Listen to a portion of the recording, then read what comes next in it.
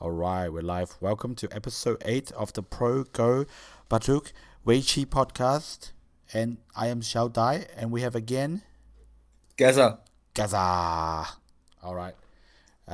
Gaza, the last 2 weeks has been probably some of the best weeks of, Weiqi Baduk watching. Oh, pro Weiqi, absolutely. It's been Yeah, jam-packed the last 2 weeks. yeah. So, yeah, it's let's get into it.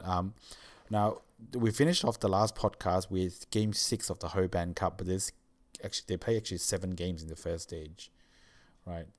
That's right. Yeah.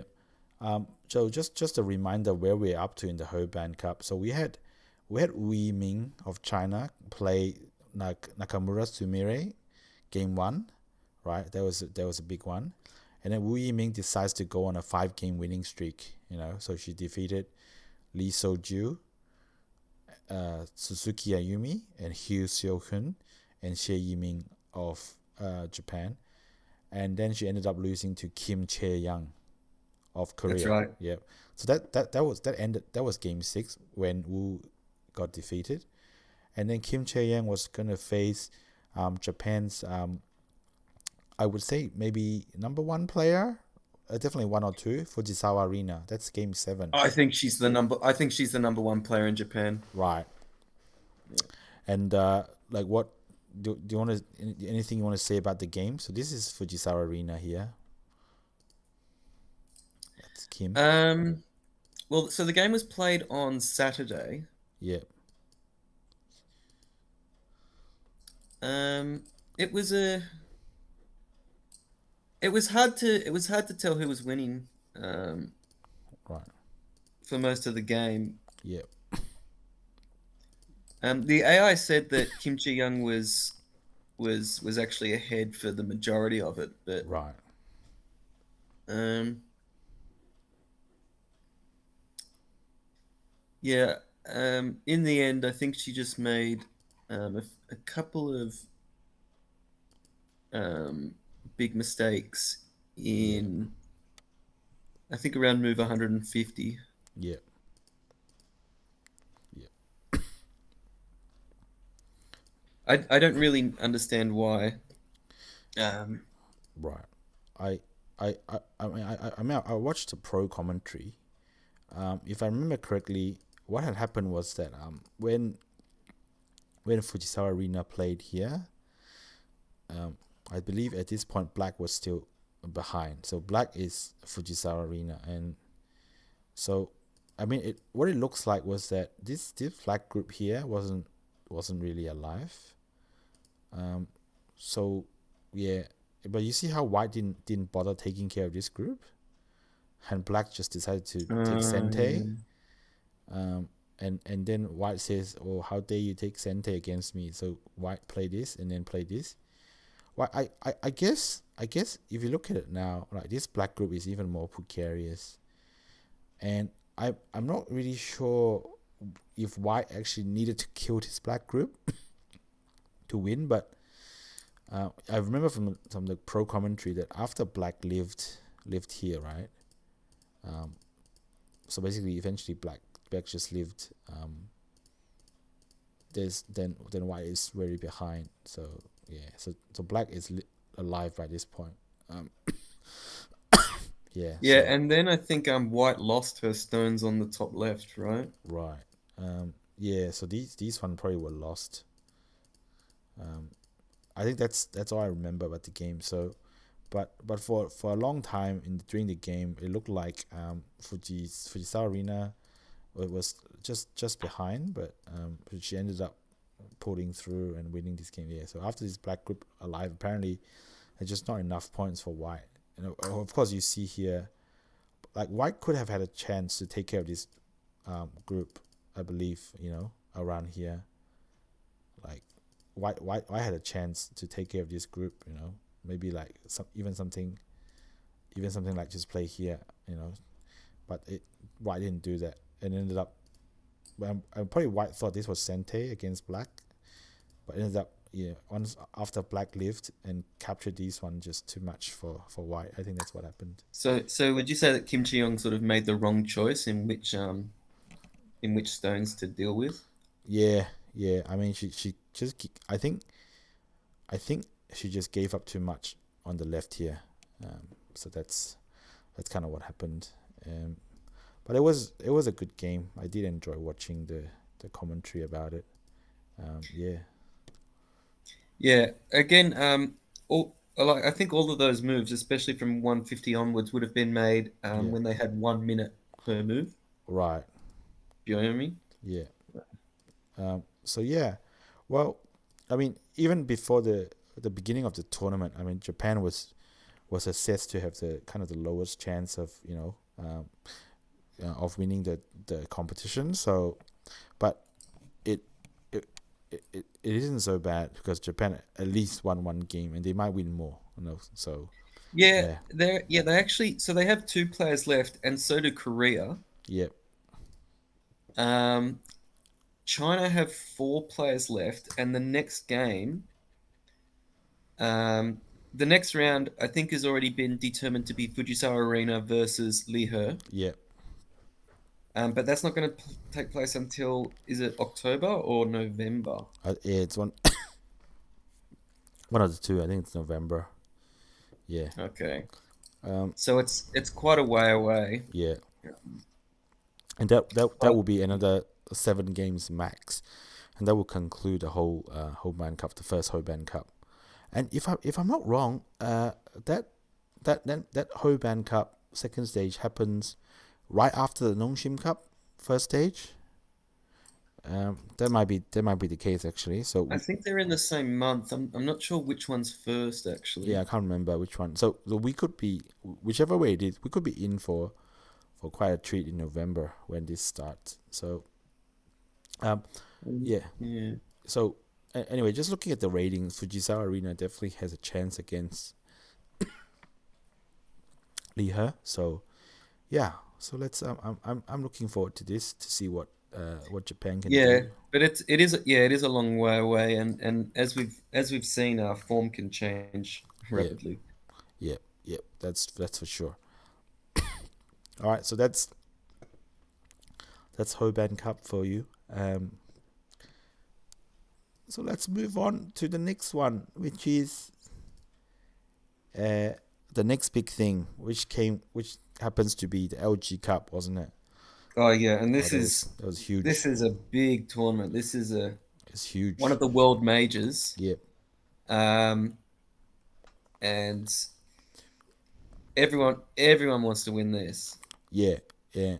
Um, Now in the last episode, we actually went through the LG Cup The statistics and draw. trivia.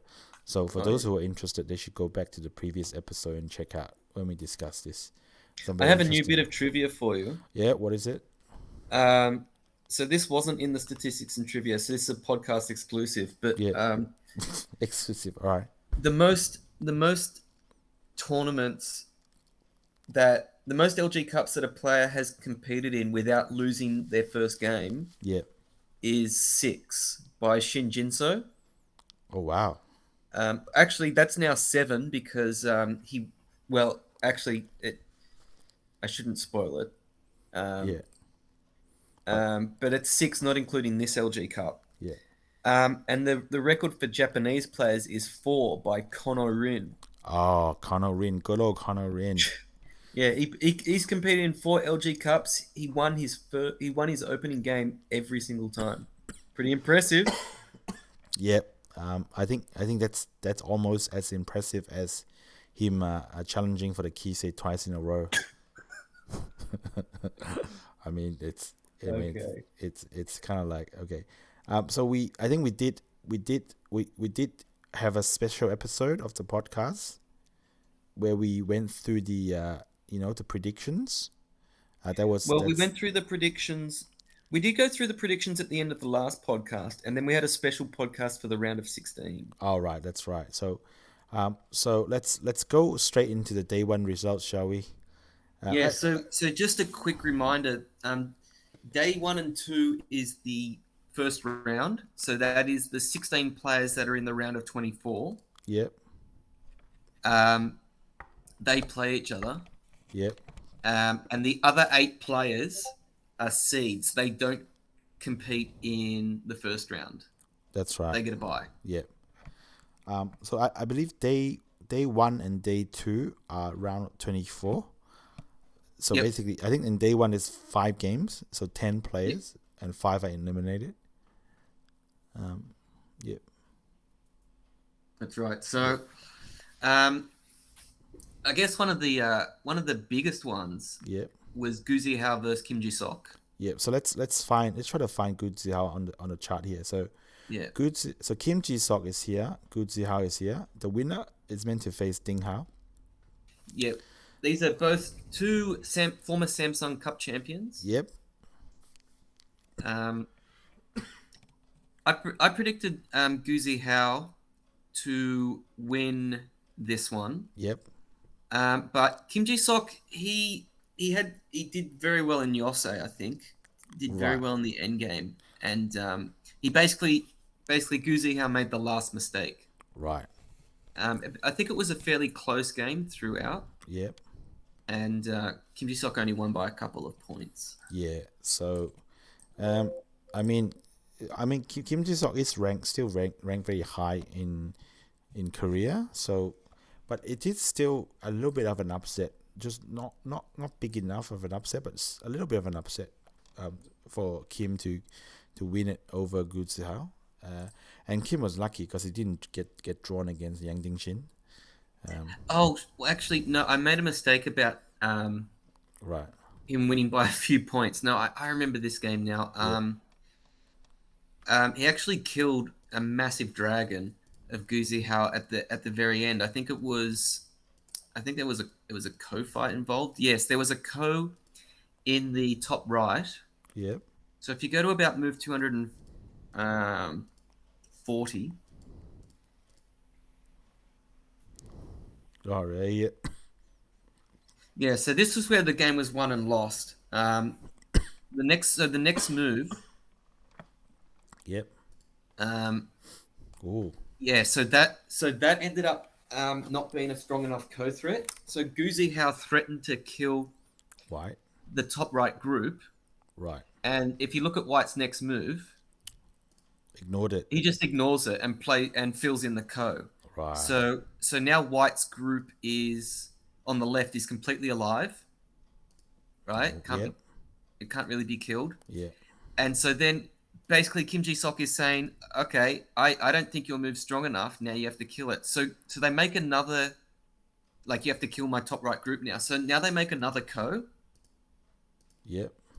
And as you can see, at some point, this time Guzi Hao ignores the co-threat.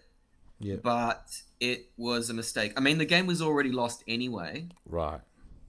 Because Kim Ji Sok had more co-threats. But yeah, in the end, Guzi Hao's bottom right group, that dragon is completely dead. Yeah. Okay. I didn't actually have time to look at this game. Yeah, but it looks like it is dead. So, of course, White can capture this black group. White can push through here. White can connect under.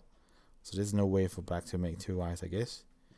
There's no way for Black to make two eyes. So yeah. I'm sorry about that. I thought that this was a really close game on in Yosei, but no, it wasn't. But the thing is, those two co-fights at the end sort of determined the game. Yeah. Yeah. And we also have Zhao Chen Yu play Park Gun Ho. Yeah, so Park Gun-ho is a new entrant to the Korean top 10. Right. So he's this month. I mean, sorry, in May he entered the top 10 for the first time in Korea. So he's a relatively fresh face. This isn't his first LG Cup, but he's not that experienced in World Majors. Zhao Chen Yu has made 2 semi-finals in World Majors recently. Yep. And I mean, just making the LG Cup as a Chinese qualifier is already fairly difficult. Yes, for sure. He definitely was the favorite in this game, and I didn't watch this game, but but I do recall this being described as like a total victory for Zhao. So apparently it wasn't very that close. but I honestly, this is another game I didn't really pay too close attention to. I probably will watch it at some point, but but it wasn't that close. So yeah, but anyway, so we got Zhao Yeah, so Zhao progressing. Zhenyu did win that one. Yeah, Zhao Zhenyu won that one, and they were gonna face Mi Yuting next. Yeah, So let's in the next game. Oh, this person, the names didn't that's get Park captured. Jinseo. That's Park Jinseo. Yes. Yeah, Park Jinseo versus Sada Sushi. It wasn't as lucky for Sada Sushi this time, was it? Well, Sadatsushi, he of course he beat Miyu Ting in the Chunlan Cup Yes. a couple of months ago. Yep. Um, so he was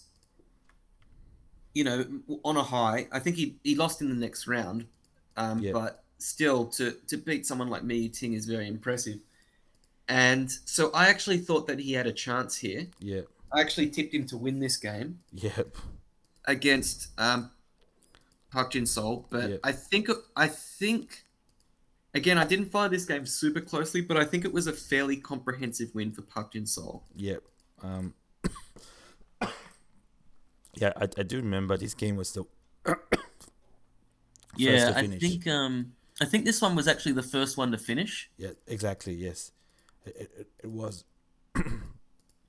and yeah, just it's. I mean, it's. I'm not that surprised because really, um, Korean players do tend to have an edge over Japanese players.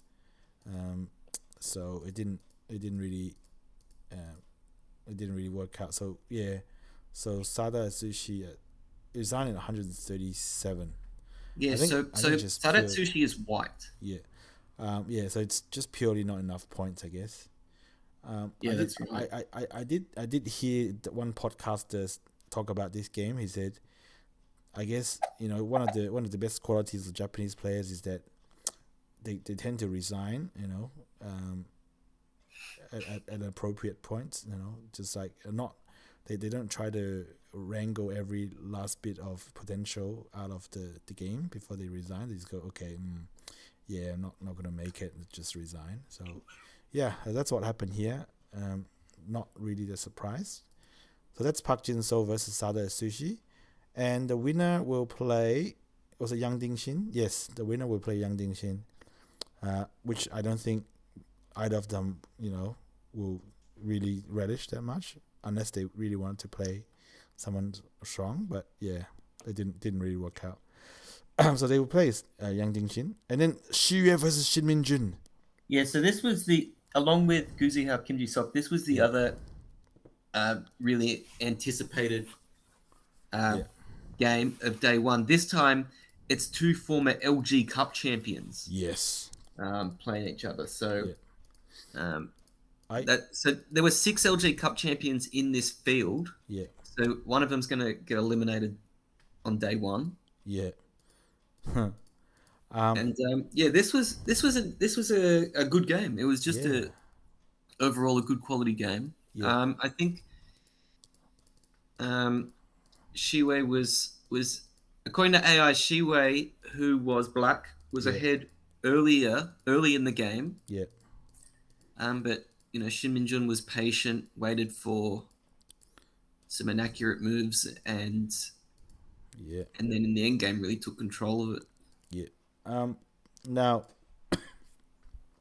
I do remember watching the commentary for this game. I mean, I remember learning a lot, but I remember people talk about this point as a turning point in the game because Shia is black and Shin Minjun is white, and at this point, black is faced with two choices. One is just Atari on this side. You can see here Atari. Yeah. And white will just counter Atari on the other side. Like white can give up this one stone. And the interesting thing is, if that variation did happen, black can actually Tanuki at this point. Because imagine if black Atari here, the whole corner is safe. There's nothing that can be done in the corner. So black can Tanuki and quickly develop at another point. So that's one way to play. But you look at what black's choice. Black chooses Atari here and created two groups. Now this choice is doesn't actually lose him that many points in terms of the what the AI says. But I guess the criticism for that is apparently by this point, Black is already ahead. So by playing more aggressively and creating two groups, making the corner a bit more vulnerable, making this group a bit vulnerable because this group is not completely alive because White can peep inside here. That gave White a chance, a fighting chance. Whereas if Black had taken the other one, which is completely safe, doesn't create any more weak groups, that's apparently a much safer way to ensure a win. But it's worth noting that new group that he created ended up dying. Yeah. Well, so yeah, I mean, there's some truth to it. Like, but that's like Shiyue's style, I guess. Shiyue's nickname in Chinese is a bit of a long one. I'm not sure if you heard of it. His nickname is one dragon per game on average. So either he kills something or his dragon gets chased around. So the shorter version of his nickname is Brother Dragon. So yeah, this game shows you his style. So anyway, this move is a very remarkable move from Shin Minjun. I think Shin Minjun saw this move, that's why he kind of did this, because otherwise all of this would just be like, doesn't have points. And apparently AI says the best way to, and the pros during the pro commentary, the pros analyze this position a lot, and they ended up concluding the same as AI in that, okay, Black, forget about blocking it off, just play here. Just make sure 3-4 point. Yeah, just play there. Yeah, at the 3-4 point to create enough eye space for yourself, and just let White take some of the corner territory and just make sure you're safe. And they were playing all these crazy variations where how White can exploit the corner and like do all this stuff, take away all of Black's territory. Da went on for 10 minutes, but it didn't really matter at the end, did it? Because it's not that group that died. It's this whole Black group that on the left that died. This whole thing died. Yeah, this group on the all these stones on the bottom. Yeah, all these black stones. All of that died. Yeah, it all died in the end. Yeah. So it didn't matter whether Shin Minjun played this Tetsuji or not, because, and I think at some point, I think it's just Shiyue just miscalculated, and Shin Minjun had the more accurate reading here, because Shin Minjun just correctly read that it's going to have an advantage in a capturing race, which is exactly what happened. Let me show you where the stone got taken off the board. See, just it's got gone. So yeah, Shiyue wasn't gonna have a chance after that. So unfortunately, even though Shiyue led for much of the game, I didn't really end well for Shiyue there. So Shin Minjun progresses, which actually I'm really happy about, despite the fact that I probably I probably favor Shiyue more, and that's because Shin Minjun, after winning, will face Kerje in the next round. Right. Oh, nice. So a rematch of the 25th of the last year's final. Was it not the year before? No, it was the final was in January last year. Right. And there was an LG Cup in between that, or not? Yeah, there was an LG Cup in between where the final was this year. Right. Okay. I see. So that's a rematch between Shin Minjun and Kerje coming. And to this one, Yu Zhengqi versus Park Ha-min.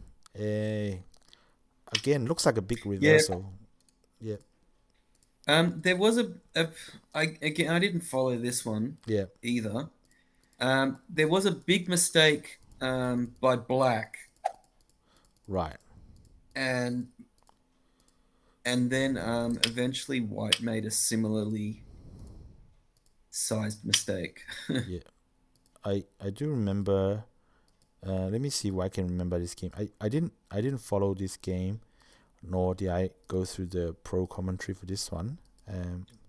So I don't remember actually what happened. But it's good to see a Japanese player win. Like in general, if I see a Japanese player play a. Yeah. So Yu Zhengqi won. Yeah, Yu Zhengqi won this one. Yep. Yep. Beat Park Ha-min. So this was Park Ha-min's first world major. Right. and yeah, he wasn't able to win his first game. No. But yeah, you're right. This is so Yuzhen Chi won. Did he win his I think he won in the Chunlearn Cup as well. Is that right? Yu Chengqi. Ooh. Now I don't remember. Let me. I'm gonna quickly check that. Right. So yeah, Um, and Yu Zhengqi of course is a very very strong player from Japan. And what's gonna happen is, the winner of Yu Zhengqi and Park Ha-min will actually face Shin Jinseo in the next round. So, Yu Zhengqi versus Shin Jinseo. I'm not. Actually. I'm not sure if using Jingqi actually played in the Chunlearn Cup. He Right. may not have played. Yeah. My bad. All right. So these are the 5 games on day 1. So there's 3 more games in the round of 24 after day 1. So far, okay, Yu Zhengqi and Sada Asushi, I believe, are both from the Kansai King in Japan. That's right. So it's interesting that both Japanese players are from the Kansai King, which is, I believe, a smaller organization than Nihon King. But yeah, that's ended up what ended up happening. These two participated. Only one of them win, but still pretty good results. So let's look at some of the day 1 picks. By the way, this is China. This is Zhao Chenyu, Xu, and this is the Korea, Shin Minjun, and that's Gu Zihao. That's Kim Ji-sok. Yeah. And by the way, after Shin Minjun won the game in the LG Cup, Shin Minjun is now on an 8-game winning streak. So if Shin Minjun defeats Koje, he'll gonna make it 9. So that's quite that's quite something. All right. So shall we go through the day 2 results here? Yep. All right. Day 2 result, I believe that a memorable game was Won Songjin versus Wang Yuanjun. So just to summarize, day 2 are the final 3 games of round 1. Yep. And so yes, the one game that I was following here was definitely Won Songjin versus Wang Wanjun. Yep. Because so Wang Songjin, he's a Korean player with a very bad run of form. I'm just going to quickly see if I can find when his last win was before this LG Cup. Yeah, but I think he was on a 10-game losing streak before this one. So if he loses again, he'll make it 11. I believe he basically tops the charts for the current running losing streak, basically. Yeah, so he was on a 10-game losing streak. So his last win was at the end of April. Yep, 30th of April. In the Korean League playoffs. Yeah, versus Lee Chang-seok. Yeah, versus Lee Chang-seok. So he's gone like a month. It's gone a month without winning a game. Yeah, and for the top players in Korea, that's a lot of games. Yeah, so yeah, that's 10 games. And he's meant to be in the top 10 in Korea. So so yeah, it's not a great run of form for Won. Now this game was very interesting because the Taiwan's Haifeng Cheayoung, they did a stream in Mandarin, so I was able to follow some of that. But I do remember this game got really fighty, like early on. Like look at this, just this black group and white group were just fighting to see who lives right at the beginning, right? And it ended up, like, I do remember the commentator saying, it felt like that Won is gambling on the fact that a Taiwanese player will not be able to read out, his complicated, moves and variations. So I'm not sure how true that is, but that's what the Taiwanese commentator said. It's like Weon is just playing moves that are just basically gambles. They don't really work. They're just gambling on you making a misread under pressure or whatever it may be. So I believe the key moment in the game is when Weon played here. Apparently this is not a good move, and Wang had exactly the same response that AI would have made. So once Wang played here, and then Weon just realized this move just doesn't work at all. It's just got no value. So he gone back to playing on in the corner, made some mistakes here, and keep playing, and even after Black played this, it's actually no use. White can just go like this, and it's just none of these moves actually work. So you see how all of these stone just died. So yeah, and after playing all of this, see how this black group is also captured. So I think they ended up having like a capturing race here, or they could have had, but it just wasn't enough for black in the end. Made a curry out of it, but yeah. So Wen lost to Wang of Taiwan. So he's got an 11 game losing streak after this one, which is very crazy. Very crazy. Yeah. Yeah. The other two games were... Yeah, he went the entire month without winning a single game. Yeah. I wonder if he'll drop out of the top 10. I think he might actually. Yeah. I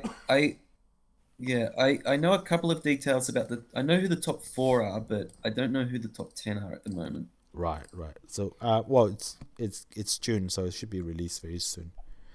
It should be released in the next couple of days. Yeah. So the other two. But let's have a look at the other 2 games on day 2. Yeah. So we've got 2. Both. Yeah.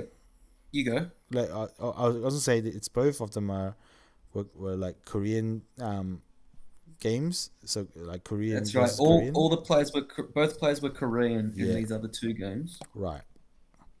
I honestly don't remember too much about the games, but I do believe that Kang, I think, just had a fairly dominant win over Cho, and Kim Yoon. So Cho Han-seong and Kang Dong-yoon are two of the more veteran players. Yep. In this field, I believe Kang Dong-yoon. Yeah, Kang Dong-yoon is a former LG Cup champion. Yep. And yeah, I do think that it was a fairly solid win. Yep. So the commentator for this game was in the stream that I watched was Peng Chuan. So Peng Chuan might be actually younger than Cho Han-seong. I believe Cho Han-seong is exactly 40. He is 40, yes. Yes. So the commentator was like, we are of the James generation. So seeing him playing in the LG Cup still at the advanced age of 40, like makes him feel that maybe if he had strived a bit more, he could have played as well. So that tells you how veteran Cho Han-seong is. He's probably the same generation as Guli, probably older than Guli, and Guli's like he's older than Guli. Yeah, so Guli's like semi-retired basically. Yeah, and he's older than Lee Se-dol, who's fully retired. Yeah, so that's crazy. Still playing, still made the LG Cup. He beat Choi Jong to make it there. And the last one is Seo Hyun-jun versus Kim Myung-hyun. Kim Myung-hyun is really have really great form recently. Yeah, he's in great form. He didn't even. I believe that he might be doing really well in in training matches that the Korean national team play. Yep. The training matches, they're not official games, but it seems like that they do count towards seeding consideration for tournaments. So Kim Myung-hyun didn't actually need to qualify for the LG Cup. He was given a direct seed. Yep.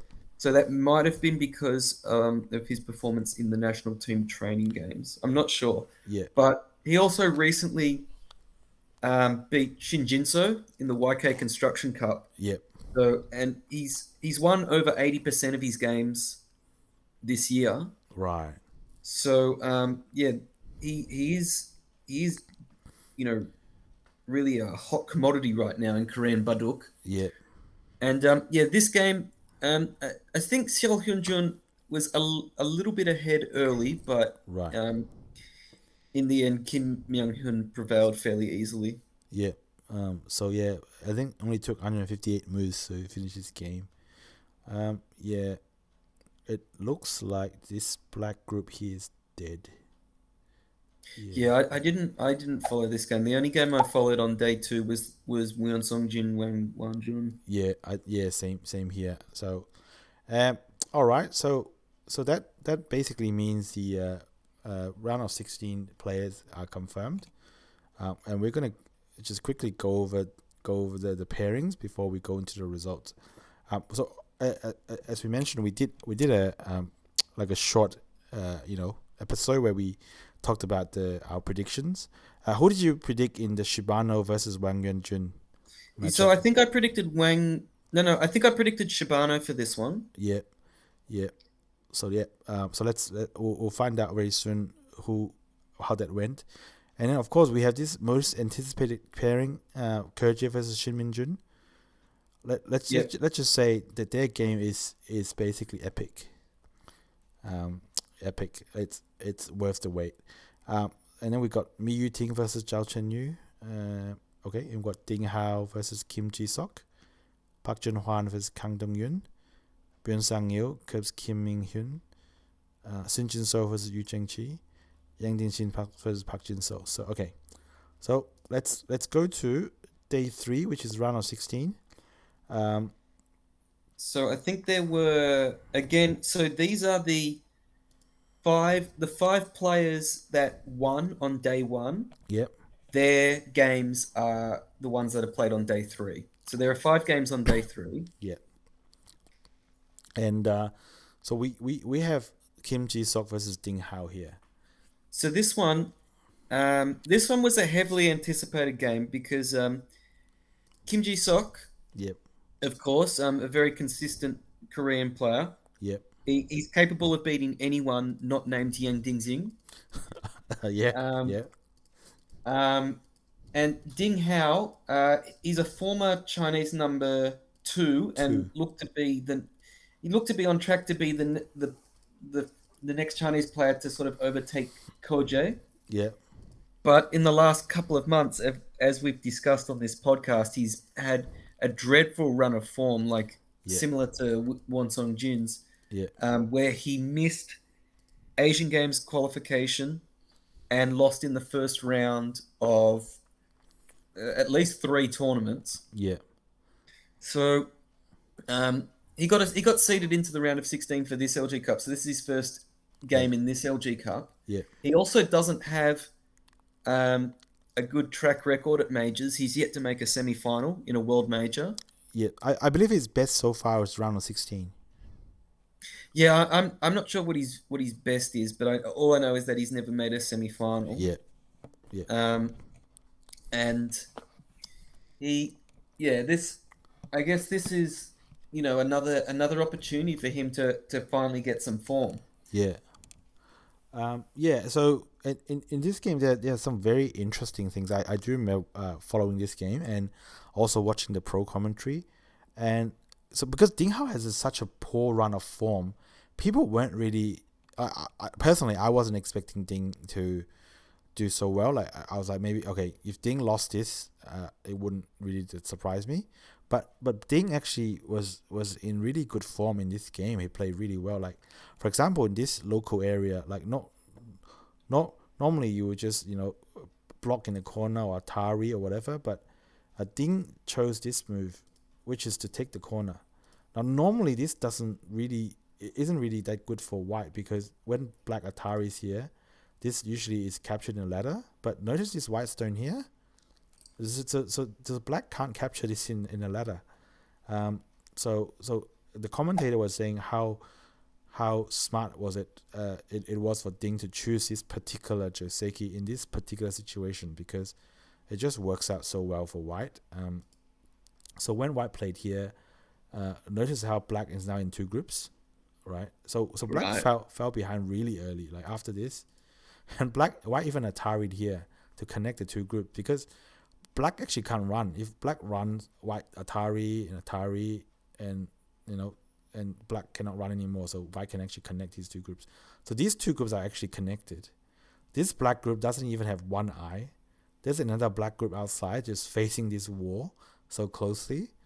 So obviously it's not a good idea. So I believe at this point black is still behind. But it's very interesting reading Ding Hao's post game interview. So Ding Hao was like, because my form recently has been so poor, I just wasn't feeling very confident. So I didn't read, even though AI says I was ahead, that during the game I had no idea I was ahead. I kept thinking I was behind, so I just still play very aggressively. But yeah. So but I know that feeling, Ding. yeah, all right.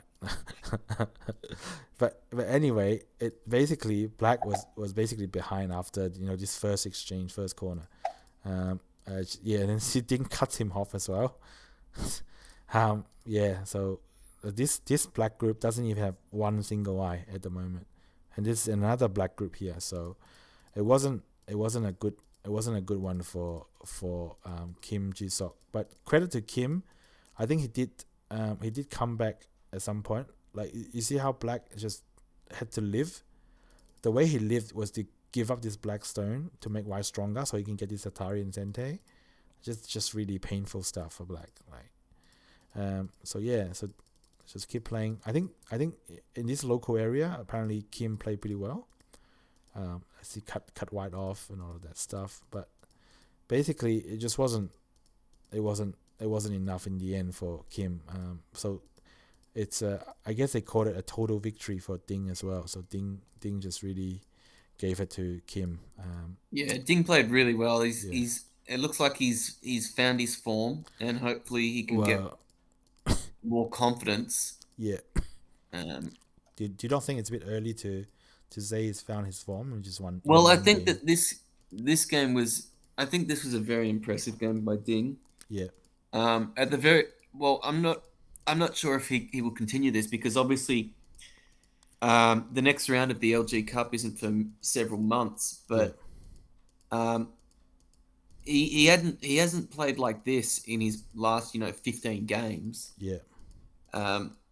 So I do hope that he gets his confidence, that this will help him get his confidence back and get him back to the player that he was 6 months ago. Yeah, so let's hope so. So I have big hopes for Ding to see how he goes. Okay, so that's Kim Ji-sok versus Ding Hao. And then we have Zhao Chenyu and Mi Yuting. A close game. This was an all Chinese game. This was the last game to finish on the day, and it was again, I didn't follow it closely, but it was a very back and forth game according to AI.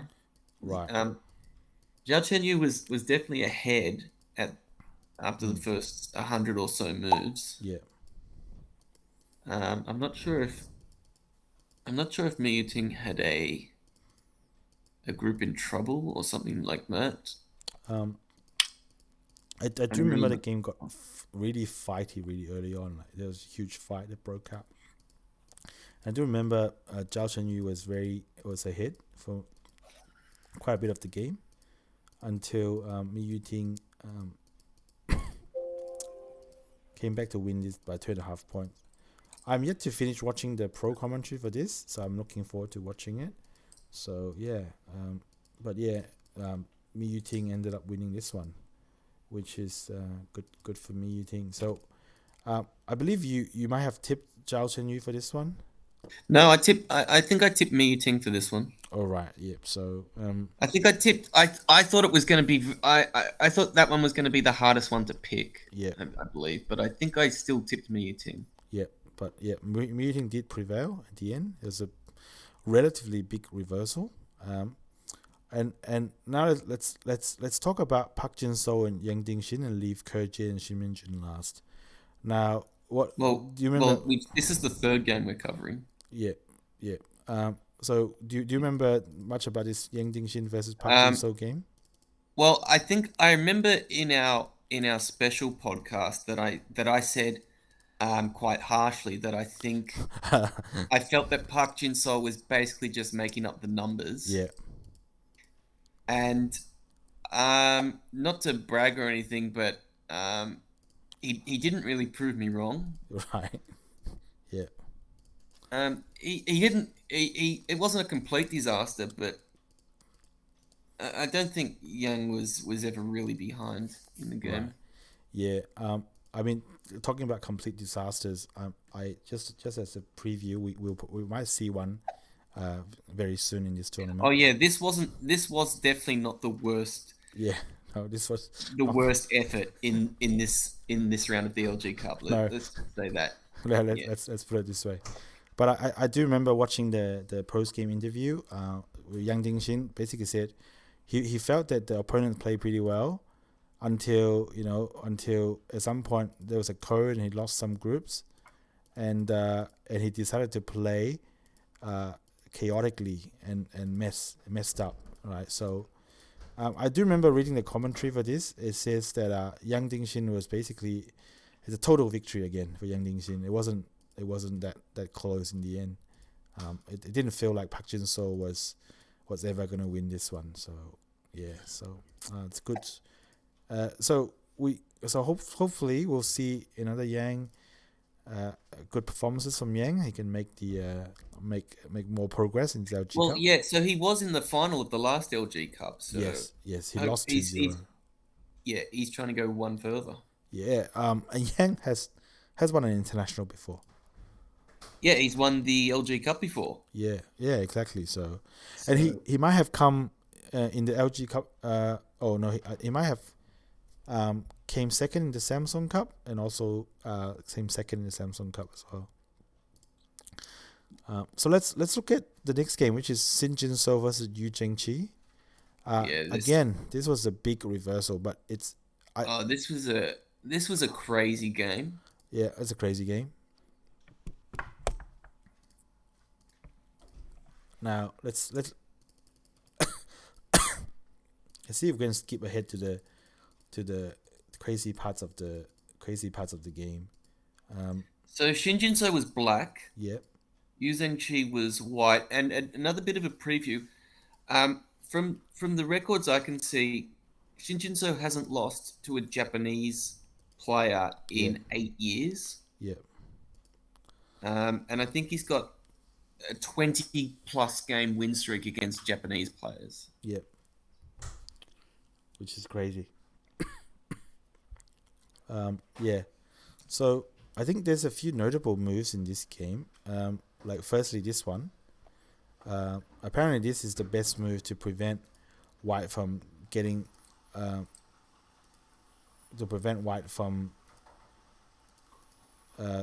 getting even more territory. So I believe by this point White cannot go any further, and I believe AI was screaming at both players to use the RG in here. So Yes, but yes. but AI neither desperately player wanted White to play this on move. that second line move, Yeah. where you've got your cursor. Yeah, so like H2. Now apparently this well, obviously if White plays here now trying to connect back like a J2, it doesn't work because Black can just push and then throw in a couple of times and White will be done for. But apparently if at some point if White turned here, that could set up a capturing race with what's here, and basically that would by making Black spend some more points to capture White. White would actually be ahead in this Yosei game, but apparently Yu Zhengqi never saw that move, and I'm not sure if Shin Jinseo did as well. But I did listen to a podcast where it says Shin Jinseo did see the move, but Shin Jinseo was betting on Yu Zhengqi not seeing the move, so he could play all the other places before he came back and killed it off. And It's a risky gamble. yeah, it's a risky gamble, but I guess if he did gamble like that, it did pay off. But I believe even in the Yosei, it was very very close. It was very close. And at some as we I think at some point Yu Zhengqi had a AI predicted win rate of 90% if he had seen this move. But I guess win rate doesn't mean anything if you actually don't see it, right? So That's right. yeah, wasn't it could have been so much more. I really wanted you to win, but it wasn't to be. So Jinseo survives and moves on to the next round. Now, Yeah, so it really was another sort of bit of magic from Shin Jinseo where it seemed like the AI just yeah, said he was dead and buried, but he still ended up winning, which he's managed to do so many times. yeah. I mean, it's crazy, right? The LG Cup final, last one, where the first game was just Yang Shin. He just came back from like Yeah, 0.5%, right? It's just crazy some of the reversal that he can make. But I think I've mentioned this before. If I see a reversal of 96%, 97% in pro games, it doesn't surprise me anymore. Like it actually happened more often than people think. But yeah. And now, if Shin Jinseo had lost this game, he would have continued the tradition, one of the great traditions of the LG Cup, which was that no one ever wins the LG Cup twice in a row. Not even Lee Sedol, not even Lee Chang-ho. that's right. Yeah. Okay, so shall we move on to the most anticipated game of the round? Yeah, and Koje.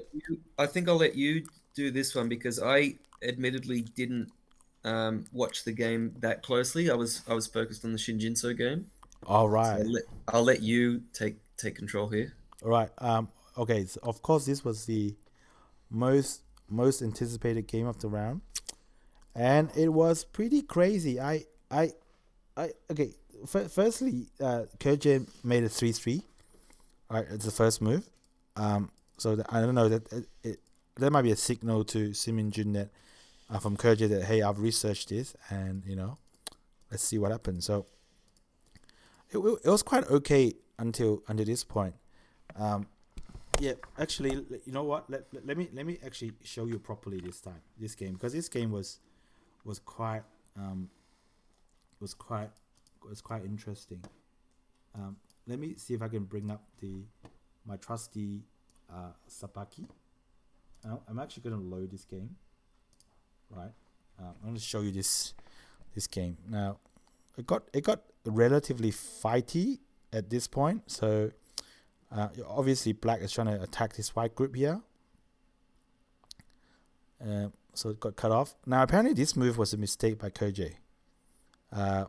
Now, and the commentator was saying if Koje is playing Shin Jinseo, so Koje might have been in a badly losing position here. Like apparently in this shape, there's a beautiful Tetsuji by White, which is to play here. So basically the idea is if Black blocks, this White move is Sente against the corner. If the corner doesn't make a move, the corner might die. So after doing this, White can Atari and capture these Black stones. So blocking doesn't work. Blocking doesn't work for Black. So therefore, like what's Black gonna do? Like something like this, right? That's pretty terrible, right? So White can pull back.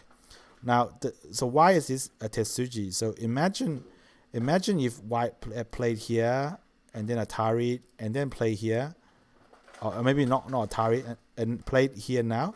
Black is never gonna play here. Black is just gonna recognize that this is a lost cause, and Black will play here. Oh no, sorry, Black will play here instead. No, sorry. Yeah.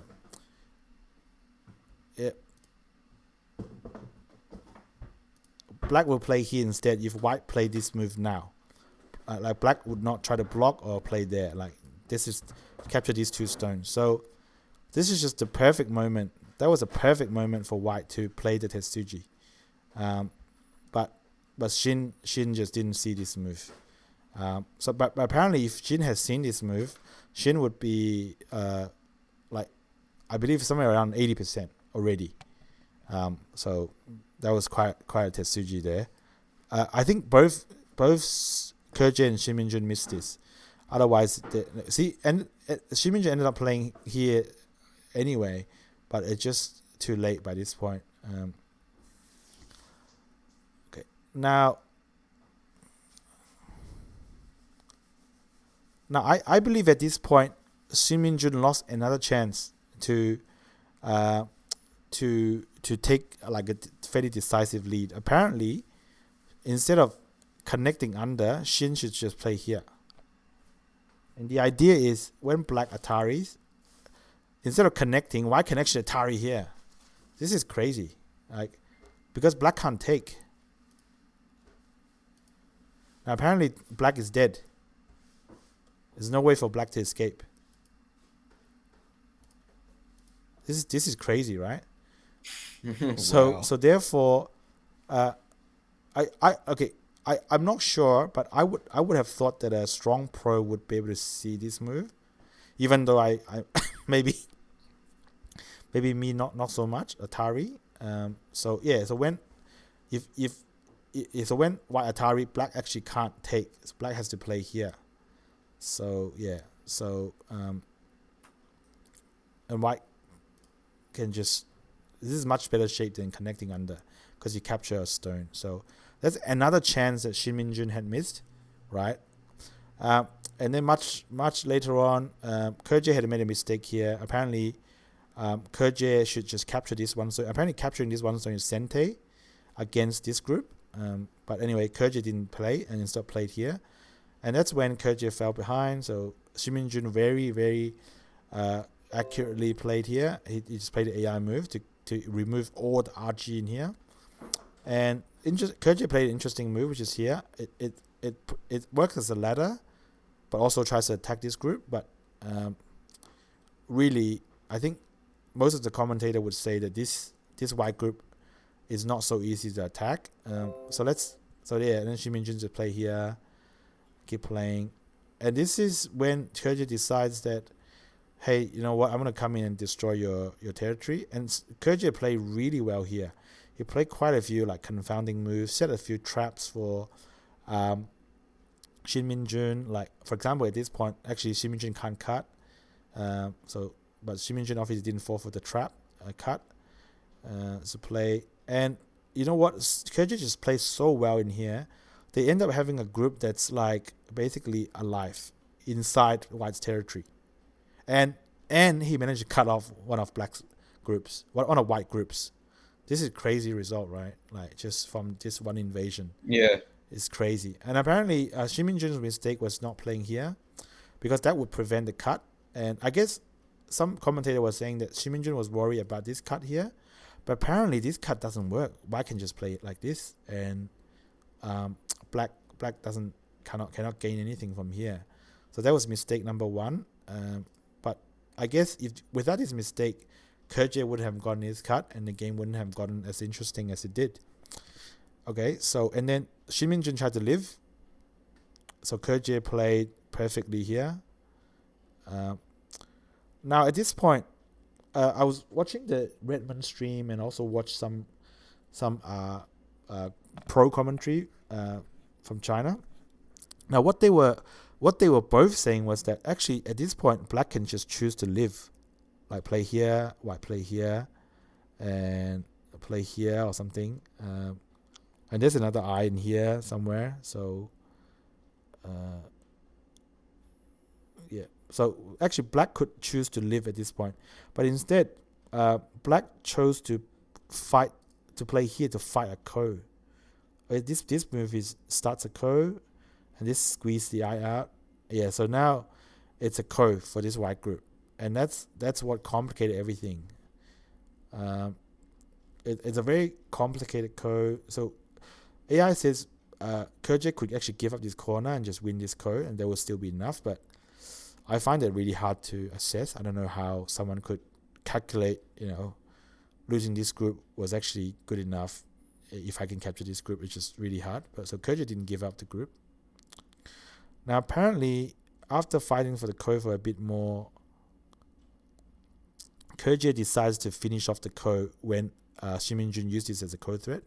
Now this is an interesting ko threat because this threatened this black group. This black group is actually not completely alive. Um, and yeah, the interesting thing was Koji decided to finish off the code here. Now, this was judged to be terrible by AI because apparently if White had played right, this group could die. And I think that's when I lost hope. I just like, I'm not going to watch this. I just didn't watch it, right? You lost hope because you're a Koji fan? Yeah, I'm a Koji fan. I was like, no, I can't watch this. This is so terrible. I think at that point, AI was saying like 20%. So I decided to go do something else, right? And then when I came back, like Koji is ahead. Like, what? How did this happen? This is crazy. This is some crazy stuff. So how did Koji make this group alive? Let's have a look. So this is the AI move but Koji push through. I guess Minjun play here. I guess a lot of what a lot of people had in mind was why doesn't Minjun just cut here? Doesn't this kill the black group? Apparently this doesn't work because apparently like this is Sente, because if black captures this whole white group is in trouble. So this is Sente.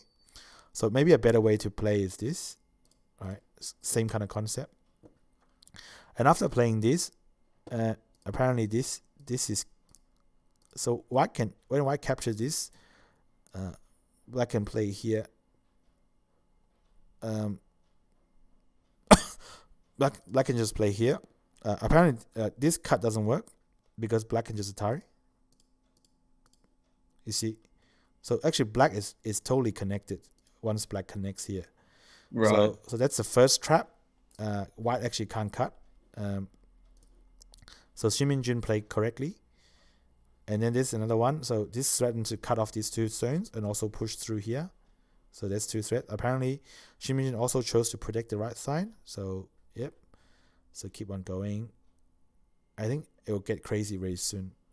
So, like, you see at this point, actually, you see white can cut at any point. But now somehow Koji managed to threaten this white group. Right? So apparently this is the losing move for white. That gave black the chance to Atari and extend later on. And also at some point black can do this. So actually if white had played here, white would have won this game, apparently. Because that doesn't allow what we should. So this is what actually happened. No, let's just, so Koji play here and then connect it, right? So this is now very complicated. This group is not alive. This white group is also not alive. And apparently at this point, now this move by white is actually like imagine if white plays something else like this, for example. Apparently this is when black can Atari and just run. So apparently it doesn't really work for white. So to protect this, white played here. That's just to protect the Atari and then cut. Then Koji play here, which is perfect. The AI move, play here. Minjun Hanes. So at this point, black can play Atari, and then cut. Look. Now white is cut off from the rest. This is crazy stuff. This is crazy town. And ended up white has to code to stay alive. And during the code, Koji just made this black group alive. So even if white wins this code, Koji is ahead by too many points. And there's no way for white to kill this black group apparently. So that's what happened. It's really, really crazy exciting. So when Koji made this group alive, that's the end of the road for Shin Minjun. Right. So this is crazy stuff. All right. So that's Koji versus Shin Minjun. Yeah, that's probably the game of the week, I would say. That's definitely the game of the week. So Koji managed to take revenge on Shin Minjun, and that completes day 3, which is day 1 of round 2. So we still have Shibano Toramaru, Wang Yanjun versus Wang Yanjun, and Park Jun-hwan versus Kang Dong-yun, Byung Sang-il versus Kim Min-hyun to go, right? And So let's have a look at those 3 games. yeah, quickly, let's do that. What happened? Yeah, so let's look at those 3 games. Well, shall we look at some picks quickly? So this is Kerje with the Chinese flag on his chest. Nice repping Team China. Yeah, and Ding Hao, smelling his hand for some reason. That's Yang Dingxin. It's Yang Dingxin. Mi Yuting. Zhao Chenyu. That's Yu Zhengqi in Japan. That's Shin Jinseo. That's the Korea's room. Yeah, that's Korea's room. Jinseo. That's Wang Yanjun. That's Shin Minjun. Kim Ji-sok. Doesn't Kim Ji-sok wear glasses? Sometimes he does, sometimes he doesn't. All right. So that's picks. I posted some interviews of Kerje and Ding Hao and all that for your perusal. Okay. And the final day of this LG Cup round of 16. So which game are we starting with? So, okay, this game. So I watched this game. Right. This was a fun game. Yep. Let's see. It was a fun game, but it was, according to the AI at least, it was fairly one-sided. In favor of Shibano? In favor of Shibano. So yeah, this was an exciting one because Shibano was the Japanese seed. Yeah. And Wang Wanjun is Taiwan's only representative in the LG Cup. Yeah. So either a Japanese player or a Taiwanese player was going to make the quarterfinals, which doesn't happen all the time. Yeah. In these world majors. Yeah. And for Shibano, apparently he last made the quarterfinal in the Bailing Cup. Oh my God! Yeah, when was that? I think that was. It couldn't have been 2020. It was earlier than that. Yeah. Let me just quickly check. It was 2018. Oh wow. July 2018. That was the last time he made a quarterfinal. Yep. So, I mean, yeah, that's nearly 4 years for Shibano. That's a long time. Yep. So he's looking to make the quarterfinal for the first time in nearly 4 years. Wang Wanjun, of course, he's Taiwan's sole representative. Yep. So looking to see if he can become, the second Taiwanese player to win the LG Cup. Yep. Well, I mean, chances are stacked against him. I mean, Zhou Junxun's win is a little bit like a lottery. It's almost like an anomaly. I really wouldn't expect it to be repeated in your lifetime. The one thing that I did notice is Shibano's group in the bottom there. Yep. His whites. That's I counted. That's 21 white stones. Yeah. And not a lot of points. That's a big dango. Yeah, it's pretty big. But you don't ended up capturing this black group. It did end up capturing that black group. Yes. Yeah. Go on. You want to say something? Yeah. So it looked like a bit of an illusion where it didn't have any eyes, but yeah, those black stones are dead.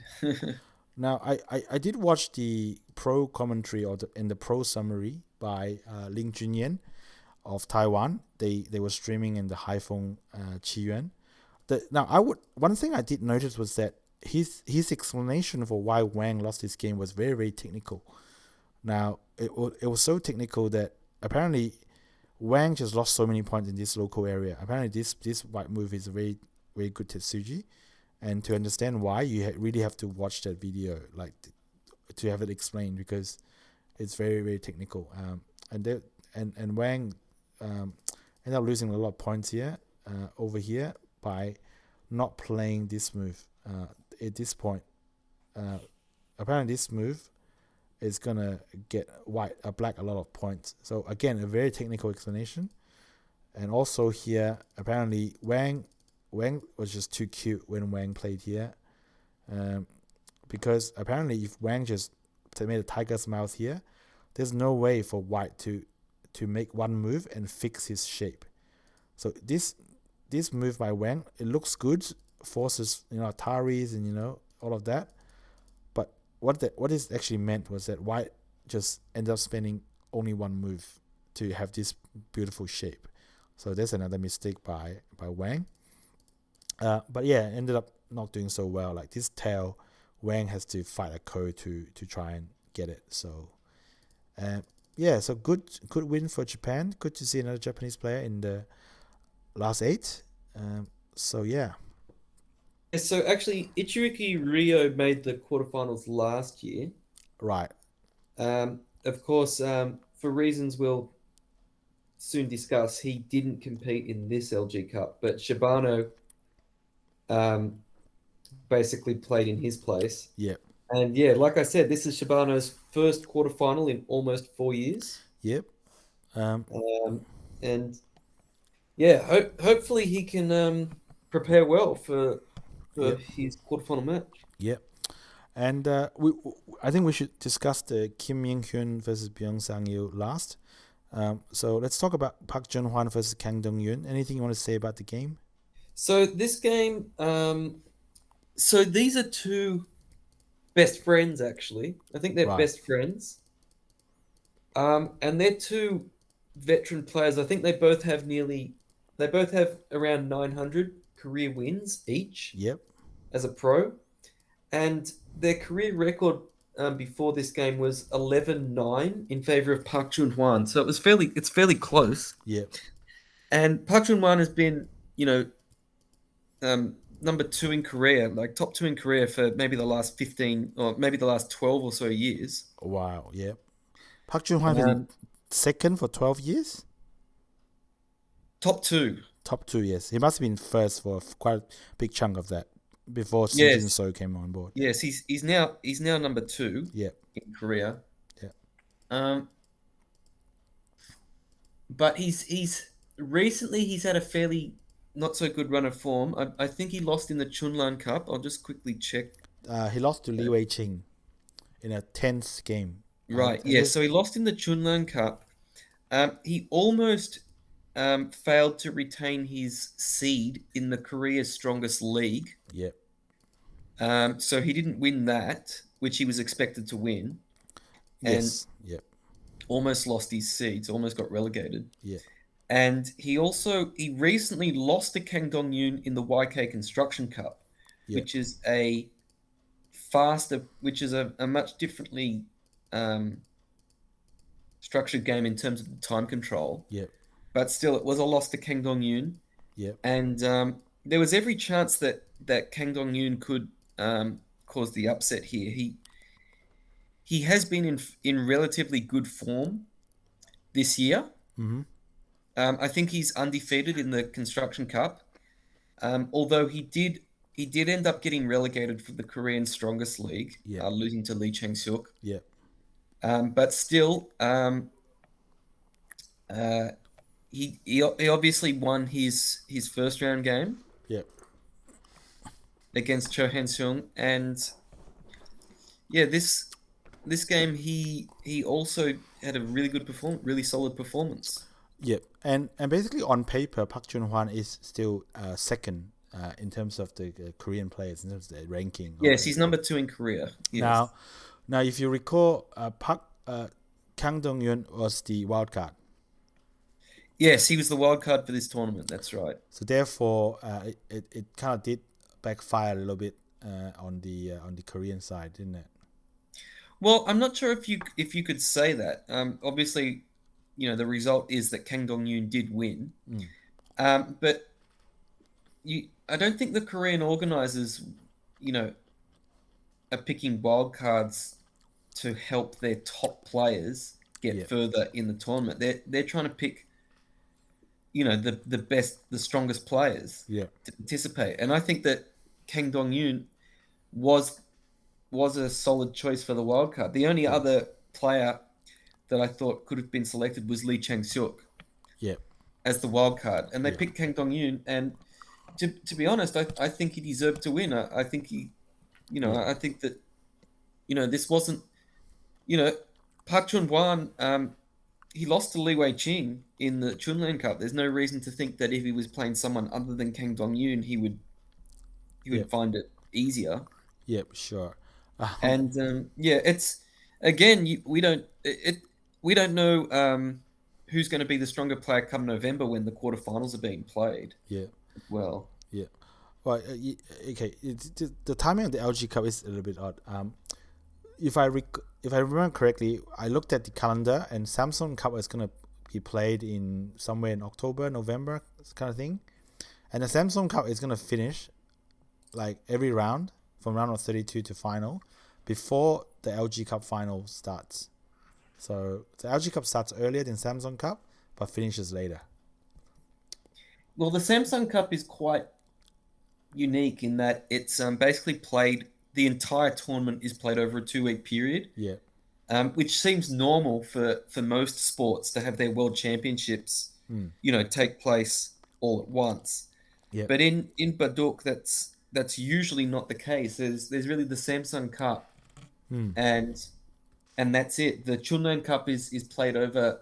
Well, the LG Cup is played over maybe a 9 month span. yeah, The Chunlan Cup and M Lily Cup, they're both played over.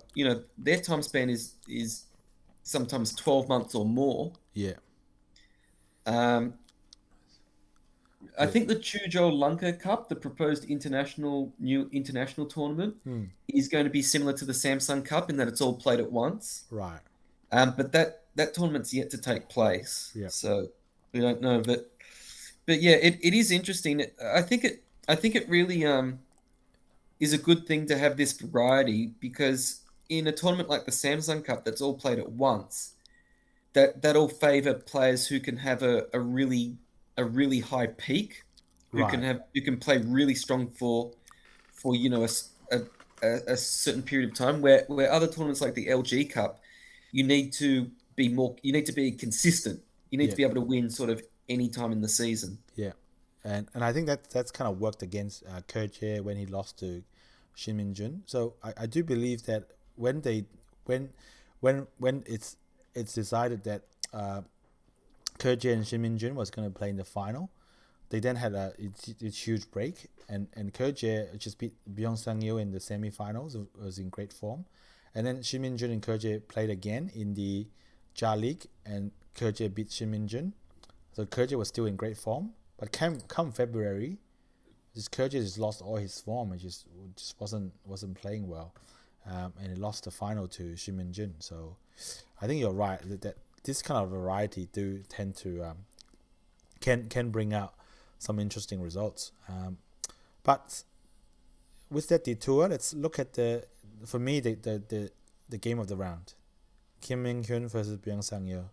Well, the game of the day maybe. Okay, game of the day. Game of the day. And why is this game of the day? Because I would say this is possibly the worst performance in the LG Cup, maybe ever, but definitely in this LG Cup so far. It's so bad. So Bjorn is white, and Kim Min Hyun is black. There is a small recap video on this game, I believe. So yeah, so this is quite normal, and then Bjorn The decides to invade. White's played an invasion here on Yeah. a very large black moyo. Yes. Now, apparently, this invasion is okay. So maybe this is still within their prep. Maybe, right? I'm not sure. This white is okay because you see here, black's got a weakness. So, this apparently this move is playable. So black protects, and this seems normal. White moves out, next move can maybe peep here, make a shape, can live maybe or run out. But that's not really what happened, is it? White decides to attack this black group. Now, I would have thought that this black group is a lot stronger than white. So even if I was playing as black, I would never play a move to protect here. I'll be like, let's fight it out, which is exactly what happened. And this is the first of many, the first incomprehensive incomprehensible move from Beyond. So we're talking about this second line This second line move. attachment. Yeah, I as a Q player, yeah this move is not something like this move is only something that I would like. It just seems like a massive misread right. because I mean, if you go through Mm, the next few moves is what I expect would have happened in the game. So yeah, that stone just gets lost. But I mean, what does White gain from that? a heavy group. I'm not really sure. I try to analyze that with AI. I mean even AI thinks it's pretty bad, and yeah, I haven't seen a pro commentary on this one, but I don't imagine pros will like that move very much. It just doesn't. To me, it's very hard to comprehend. It could be that I'm just not strong enough to understand it, but it's just so hard to comprehend that move. But anyway, now this forget about a cutting point. Even if black peeps, this group just looks so heavy. So black, and it's like this already one dango, right?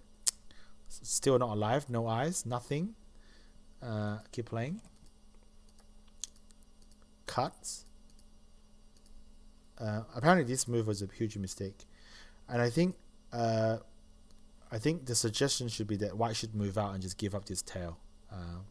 But anyway, Beyond decides to play here to save the tail, and the worst thing is playing this move doesn't give White an eye either. So there's still no eyes.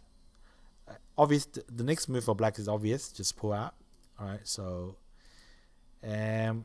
yeah. So Beyond ended up having to rely on this Ko to save this White group. Yeah. And he wasn't really gonna win this Ko, was he? Just Well, he had to win the co, he had to win the Ko, but but he had to make a huge sacrifice as a result, and as a yeah, result, he lost the bottom left corner. exactly. Like after this move, look at where our White stones placed. There's two here. There's two here. There's four here. That's probably not doing very much. This one is probably the most useful of the what's left of White stones, because it's cutting off these three, and there's this whole group here that's a lot of stones, a lot of moves, but maybe tiny amount of territory, and you probably wouldn't call it a thickness really, because it's not radiating out to anywhere. So yeah, pretty much by this point, Beyond's already lost, and what did one of our good friend have to say about Beyond's this move? Oh, he called. Apparently, that's a Tasuji. Yeah, that's the Suji to capture the black three stones apparently. What's it called? The raccoon Tasuji. Raccoon's tummy or something. Right. Raccoon's Yeah, I've never tummy. heard of that Yeah, no, before. me neither. That shows how strong we are. But I think he do you remember his comment? No, what was it?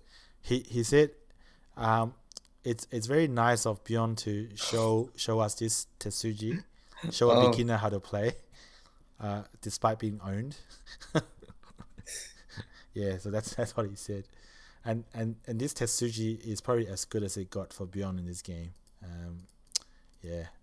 So yeah, it was really no chance after that. Just so that's probably the worst performance of the round, maybe for the whole tournament, and possibly for all of LG Cup. I'm not sure. So that concludes the round of 16. So let's round of 16. So let's look at and they did a draw immediately after, so for the round of 8.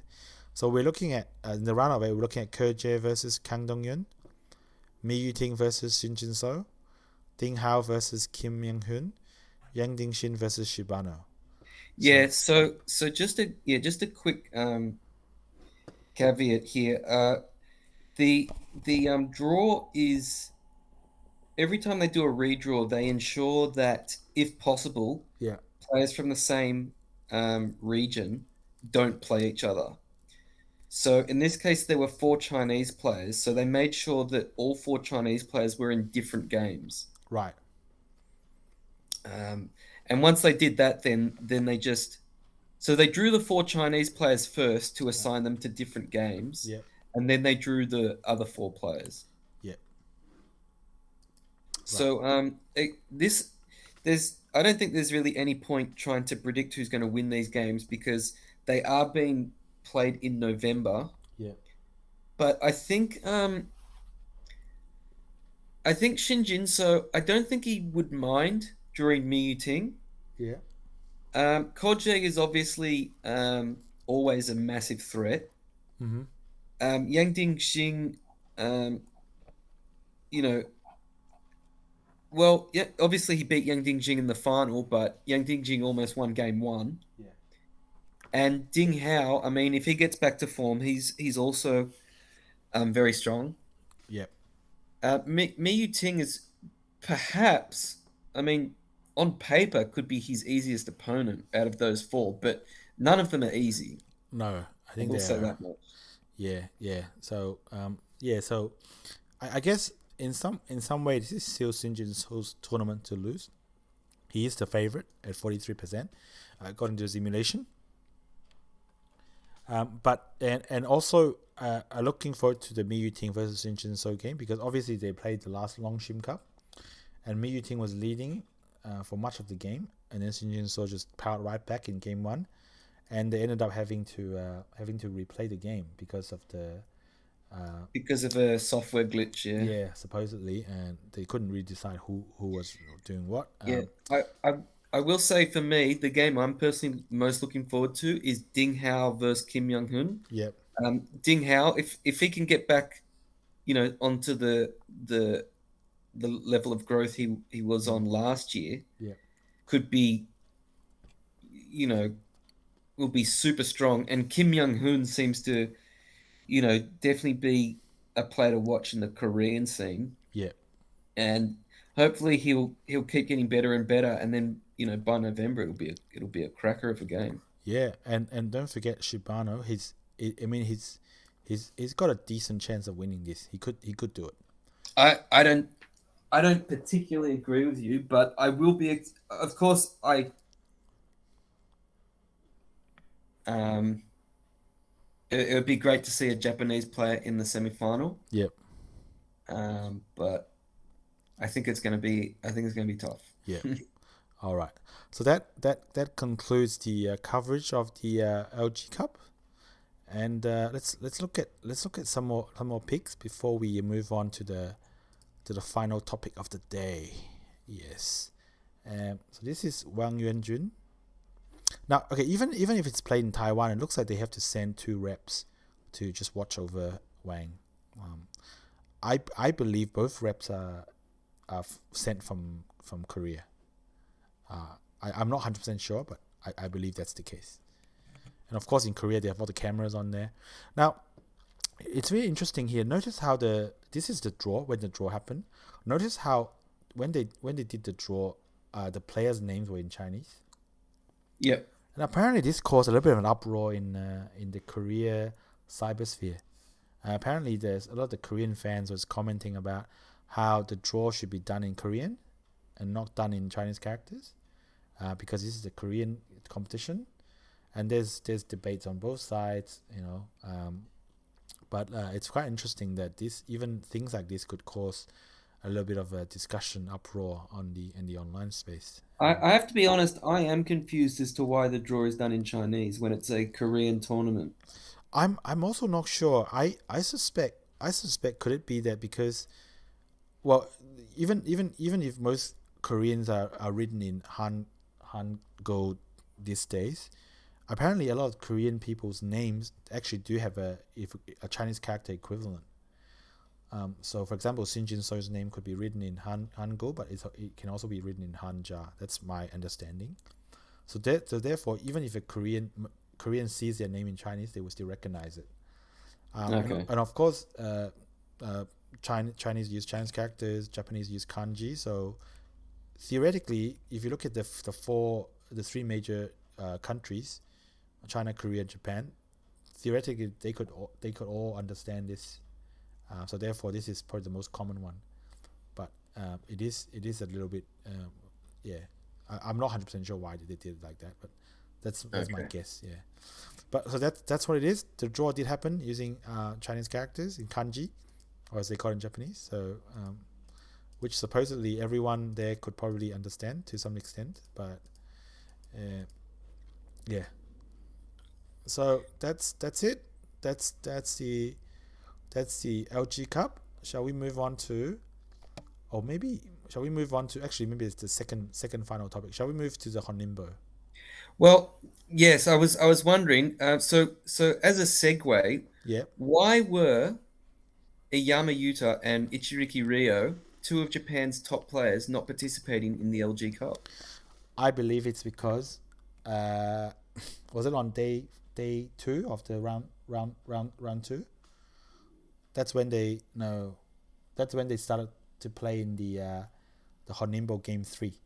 That's right. Yeah, They Iyama and Ichiriki are competing in the Honinbo title match, yeah, and Game Three of the title match clashed with the LG Cup. yes, which is very crazy. I mean, surely they can sort out these scheduling issues and let the best Japanese players play in the competition. Yes, I've mentioned this before. We've both mentioned this before. It's very disappointing that they can't play in in these Japanese title matches and the international majors. Yeah, The Koreans play the most games of yeah, any organization, and they are able to find time in their schedules for majors, even if they're not organized by Korean. yeah, Even if they're not Korean organized, if they're Chinese organized, they still manage to find time. yeah, Um, yeah. Now, okay, I can't remember. I don't know if I've mentioned this before, but in Korea, when the Chinese Jar League happens, Korea stops all their competitions. So of course, Jar League is supposedly a Chinese domestic competition. It's a league. It's a team-based league, but Jar just means first division in Chinese. And yeah, so Koreans obviously make changes to their schedule based on like in other countries, a schedule, just so that presumably so that the Korean players can play in the Jar League without any scheduling issues.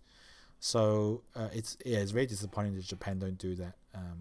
And this kind of practice could actually be costing Japan a few international titles. I mean, I was hoping that Yuta, if he had played more tournaments, I kind of expected Yama to win at least a couple international titles, but I it's think not to I be. think he was capable, yeah. But Yeah, the fact is that he's not able to play in all of them. yeah, that's a bit sad. Um, but anyway, I mean, we'll continue. I mean, every time a Japanese player misses a major, we'll bring up that point again. Yeah, and But hopefully, yeah, anyway, let's have a look at the actual Honinbo game three. yeah, So Iyama was ahead. He won the first two games, yeah. He won the and first this, two games. Yeah, and this is a best of seven. best of So you 7. Yeah, need four to win. yeah, But really, if he wins this game, I don't think Ichiriki is going to yeah, be able to pull it off. yeah. But So this was basically a must-win game for Ichiriki. yeah, so but apparently in the history of major titles, like best of sevens, there have been maybe a couple, if maybe max 3 instances where people have come from 3-0 down to win it, but it's only I happened a couple of times. Iyama himself was once down 3-0, I think, to Hane Naoki. I Right. don't remember what title. Uh, It could have been the Meijin. I don't exactly sure. And he won the next three, right. Iyama, to make it 3-3, and then Iyama lost game 7. Yeah. Yeah. Um, So, but it has happened in the past where a player has come down from 3-0 to win. I think the most famous one is Cho Chi Hoon, yep.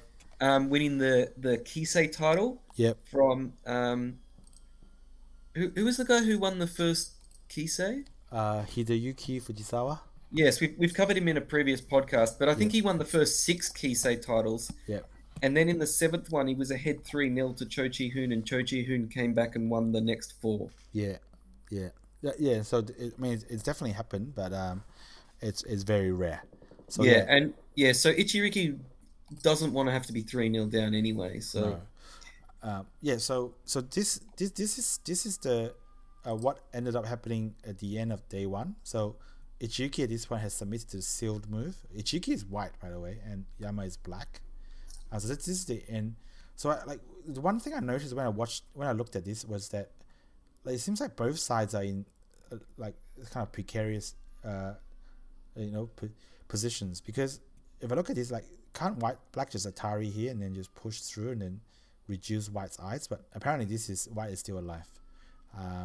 well, So yeah, White does need to play one more move, I yeah, think. yeah. But But yeah, it was a very aggressive first day. yeah, I liked the first day. It seemed to really give the potential for sort of another great game. yeah. Um, So yeah, I'm just trying to find the Kifu. Um, okay, yeah, but the first day um, had I think 81 moves yep, in it. Yeah, because it was so complicated on the right side. yep, There was a lot of thinking mm, between moves, so there wasn't. I think the usual number of moves is somewhere between 70 and 90 right, yeah, on the first day. yeah, They usually don't play that many moves on the first day, yeah, so um, yeah, to get to 80 moves was I guess kind of expected. right. Um, yeah, Okay. So yeah. So okay. This is the sealed move by Cheeky. Apparently, he spent 44 minutes on this move. So that's the move they played in the first on the start of this the first day. And yeah. yeah, So after Black jumps out, White lived. Yeah. So it got pretty fighty. So no, I did try to analyze this game by but it's actually to me not so basically some of the commentaries I read was that basically Ichiki lost his game because he had just terrible Yosei, just played terribly in the Yosei. But I try to analyze this game even with the help of AI. It's very confounding because even if AI says, oh, the losing move is this, once I explored a few lines, it looks like Ichiki was losing even before that losing move. yeah. Like if you go through the lines that the AI suggest for Ichiriki, they still eventually lose Yeah, yeah. once So you play them out. so Yeah, so it's really confound to me. It's very confounding where Chiki lost. It could just be that he lost by the salami slice, one slice at a time. It just kept losing a little bit here, a little bit there, a little bit there, and it accumulates. But I did want to show you one move, which is played by Yuta. It's very interesting. So of course, Black tries to move out with this Black group. White, you mean? Yeah. This Black group tries to move out, Oh, yep. Sorry, and then yep. White cuts off. At this point, Ichiriki, no Yama, as Black played a very interesting move. Notice at this point, Black can always Atari here, right? Atari, and then White have to come down. So Yama played here, directly attaching to the White stones. And after reading it for a bit, Ichiriki decides that, yeah, I'm going to protect myself. And that's the AI's recommendation as well. So Yama ended up getting this. Basically, you can think of it as Yama got this free Hane just by playing here first. It's very interesting. Yeah, so yeah, and I just keep reading this, and AI suggested this after this move was losing, and I as I explained, I explored a few lines that AI suggests. Eventually, they all lead to White losing in this position. So even this position is even too complex for AI, right? So that means I think they've done really well. They played a really complex game. So to this day, I still don't know where it went wrong for Ichiriki, but yeah, Ichiriki did end up losing. Just keep losing. So yeah, maybe just general bad Yosei from Ichiriki. So I don't know. So the end result was Iyama Yuta went 3-0 over Ichiriki. Right. Yeah. Yeah. And So it looks pretty much done deal. Foregone conclusion that he will retain the Honinbo, maybe Yeah. 4-0. Yeah. Oh yeah. We won't get ahead of ourselves, Yeah. but as we already discussed, while it is possible to come back from 3-0, it's It's very rare. unlikely. Yeah. And also 4-0 is also very rare. I think the last time it happened was also Yamayuta versus maybe, I believe his name is Motoki Kasuya. Yeah, that was the last time it happened. Also, I believe in Honinbo. I guess it's a little bit of a surprise that Motoki challenged for the Honinbo. Because he isn't as big a name as Ichiriki or Shibano and the other players. But yeah, that was the last time it was 4-0. And it hasn't happened even during the the 10-year reign of Yama as the Honinbo. So Yeah, that's the only time he's won 4-0 right, in the Honinbo. yeah, I'm a little bit surprised that Yama didn't manage this versus Conor Rin, but hey, that's another story. Well, he only played Conor Rin once in the Honinbo. Right. But they played in the Kisei twice. Oh yes, of Yeah, course. I think yeah. So yeah, okay. So that's the Honinbo game 3. Now I Uh, have to admit, yeah, I didn't watch the Honinbo as closely as the previous Honinbo games because, as you said, day one yeah, clashed with the LG Cup, yeah. and day two clashed with a very big game in Korea. Very big game. That's one of the best segues I've ever heard in my life. And what is that big game? So this big game is the Korea's strongest final. Yes. So As remember, in the previous few podcasts, we kept talking about the Korea's strongest league yeah, and how Shin Minjun won the league. yeah, Well, that earned him the chance to play against Shin Jinseo yeah, in the Korea's strongest final, and game one was yesterday. yeah. Yes, because game 2 was today, and Oh, and oh, oh! Spoiler alert! spoiler alert. Um, so Shin Min-jun plays in Jinseo. So of course Shin Min-jun just ended his like 8-game winning streak because by losing to Kerje. So And yep, and just another precursor, another sort of preview for this match. Shin Minjun and Shin Jinseo, how long have they been rivals? they have been rivals. Let's show it by picture because the pictures are worth 1,000 words. I cannot explain this better myself. Look at this. When was That this? picture there, Yeah, that picture there is from 2012, that's like and 10 this years is ago. 10 years ago, and they were both amateurs Yeah, in this game. In fact, this was a pro qualification game. yeah, Shin Jinseo actually beat Shin Minjun yeah, to turn pro. yeah. That's crazy, right? So Yeah. So they've had this rivalry literally since childhood. they turned pro. Yeah. So and here we go again in the Korea's Yeah, strongest. surprisingly, despite that, this is only their fourth final in a Korean tournament. Right. They played in the Hapcheon County Youth Tournament Yep. in 2014 and 2015. Yep. And they also played in the final of the KBS Cup, which Right. is like the Korean version of the NHK Cup, Yep. in 2019. Yep.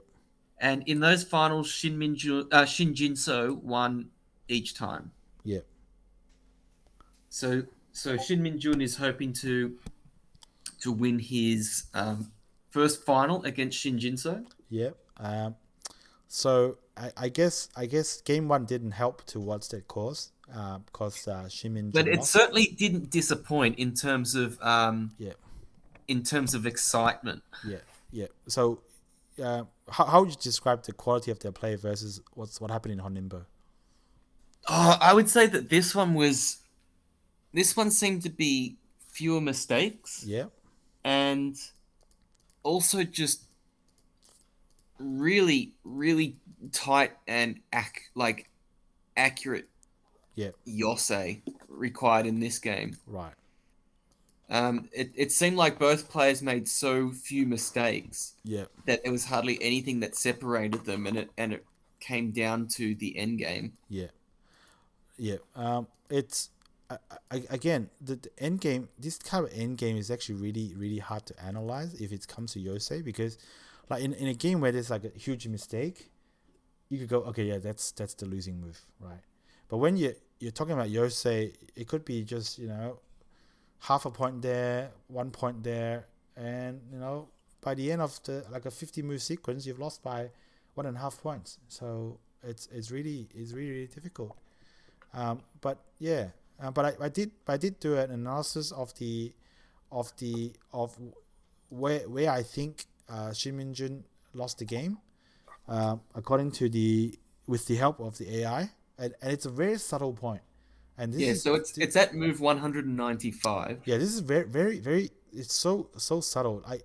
I imagine without the help of AI or a very strong player, it's really difficult to kind of explain it. But I thought it's definitely a mistake by Shin Min-jun, because when I analyzed the move, I thought a strong player or a pro would probably be able to see that, but it didn't really happen. So basically, what's happened is, at this point, White played here, threatening to, of course, push and cut. And notice that White being Shin Jinseo. White is Shin Jinseo. And if you notice this black group here, right, it's probably not going to die, but you can imagine White making senteis like push here, charge here, destroy some eyes, and forcing Black to live. And maybe Black will lose some points in the process. So at this point, it's very important for Black to connect back somehow. All right. Right. So this is what happened. So this is what Black played here. So it's actually easier for Black to connect back, or because if White tries to destroy some of this, Black has an option to connect back. So Black it won't lose so many points in the process. All right. So, but apparently this is the wrong connection. Apparently the correct connection should be The here. bamboo joint. The bamboo joint. And I have to actually open up the trusty Sabaki again to show you exactly why. This is actually really interesting. So I want to take the time to quickly show what's actually happened. This is so interesting. As you can see, I kind of analyze this game with quite a bit. So 195. I played through. So at this point, apparently this is the correct way to ensure that there's more of a connection for Black. And the idea is it's really so subtle, because if White plays here now, apparently Black can play this one move to save these two Black stones, and threatening, of course, to capture these stones. But apparently this move, as innocuous as it is, if White had somehow connected or done something like this, then this group would be in trouble. This is quite crazy. So the idea is, Black can play here. I guess this Warikumi is this wedge is a fairly standard Josei Tetsuji. So I would expect a strong player to see this as an Atari. Right. And apparently this is a bad move for Black, because White has a Tetsuji here, and Black cannot capture the tail. But even in this sequence, Black managed to capture these two stones in Sentei, and apparently this, even if Black just did this without capturing the tail, this would be absolutely winning for Black. But because the game was so close at that point. Was so close. Okay, I ran AI for like maybe 100,000 runs at this point, and I think it at one point it was exactly 50-50. There's nothing separating the two at this point. Nothing, right? And yeah, so basically, and actually the better way to play is actually this. So instead of pushing here, Black can play here. This absolutely kills the whole tail. It's gone. Right? The tail cannot escape. Right? Just no way to escape. So yeah. So if White had made the mistake of connecting, then this tail is gone. So therefore, this move is actually Sentei against this group. So White should protect. And so therefore, okay, it doesn't mean that Black will definitely capture these ones, because there could be bigger Yosei at this point. But at least you can see how this move in Sente gave Black the chance to capture these 2 stones. Right. And that's enough. And that's supposedly enough for AI to say, yep, you've done enough. You're now in a winning position. So just to preserve the chance to capture these at some point, or at least create another thing for White to do, which is to connect. That's enough to win this Yosei. That's crazy. It's a very subtle mistake that Shin Minjun has made. But hey, so in this best of 5, Shin Minjun didn't get off to the best start possible. So that's that. No, but when is game 2? The game 2 is the very next day, which is today. Amazing. Amazing. That's awesome. Now, I do want to quickly talk about the predictions. So these predictions are based purely on their ratings points. So by this point, Shin Minjun is expected to have a 1% chance of winning. Now, I do recall watching the live telecast. It's either by Baduk TV or K Baduk. Can't remember. It's K Baduk. They also did a simulation, I believe, of Shin Minjun's chances. I think it came out to be total of, what is it? 13%. 13%, right? So. But that was before game 1. That was before game 1. So yeah, so yeah. Neither myself or K Baduk were very confident of Shin Minjun's chances. But anyway, so the very next day, which is today, they decided to play game 2, and this is game 2. So this is them playing game 2, very serious. And what happened in game 2? Well, it was almost a repeat of game 1. Yes. I mean, there was so many similarities, which I find quite astounding, because Shin Jinseo at least is a very aggressive player, and usually, a lot of the time his games end by him either killing a group or just decimating his opponent where they're behind by like more than 5 points. Yeah. But yet again, he sort of basically massaged. I would say he sort of massaged Shin Minjun stones. Yeah. Rather than bully them around, he sort of massaged them to his liking. Yeah. And then the second half of the game, it was reminiscent of Lee Chang-ho. Right. In once he got a sniff of an advantage, he just kept it. Yeah. Like just by playing. Just by playing sort of perfect endgame moves. Yeah. Now I must say I tried but failed to find again where Shin Minjun's lost this game. Again, it just looks like a sequence of salami slices, little by little. Shin Minjun's lost. I find this move very interesting. This is Jinseo cutting here, and this cut actually worked. Like if I just look at this, my instinct tells me that this cut doesn't really work, because somehow why can do something to this group. But what ended up happening was this group actually ended up tiring this, and Shin Minjun couldn't escape. Yeah, so this cut worked pretty well for Shin Jinseo's look. It was brilliant. That was a brilliant move. Maybe instead of there being a losing move, maybe that was the winning move. Maybe, yes. But again, it's very hard to tell, and I don't know. And there's another remarkable move, which I thought was very interesting. I can't understand it, but this move, I'm not sure. Maybe it's a good move. Maybe this move actually. AI says that it's not a bad move. Yeah. But I don't think it was completely necessary. Right. I don't think there were. I think there were other moves that were just as good. Right.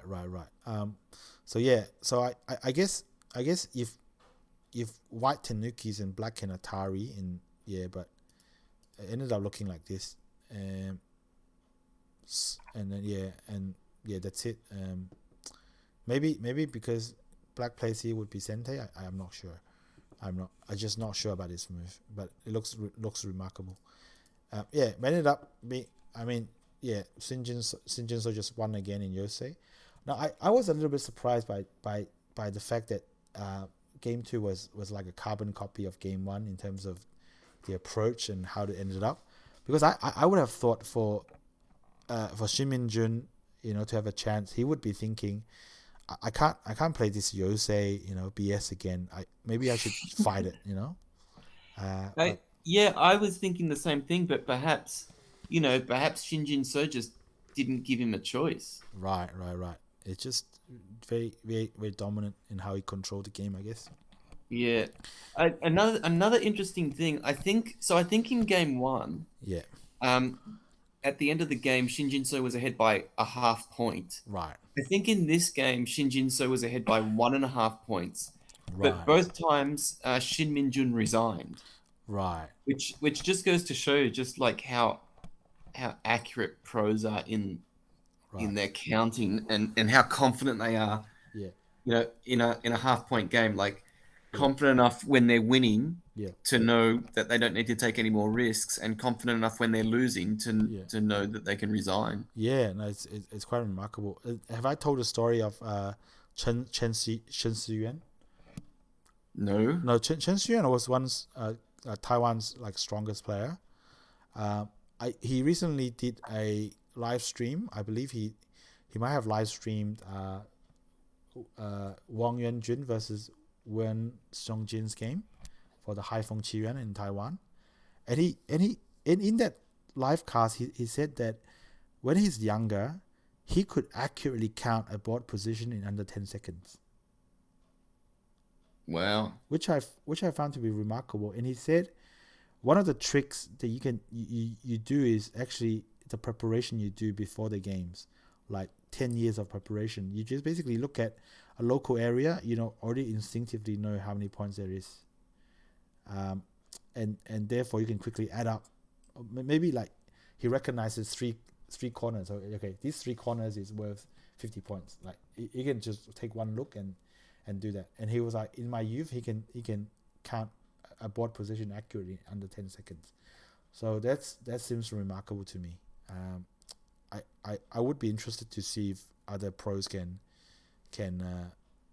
confirm that.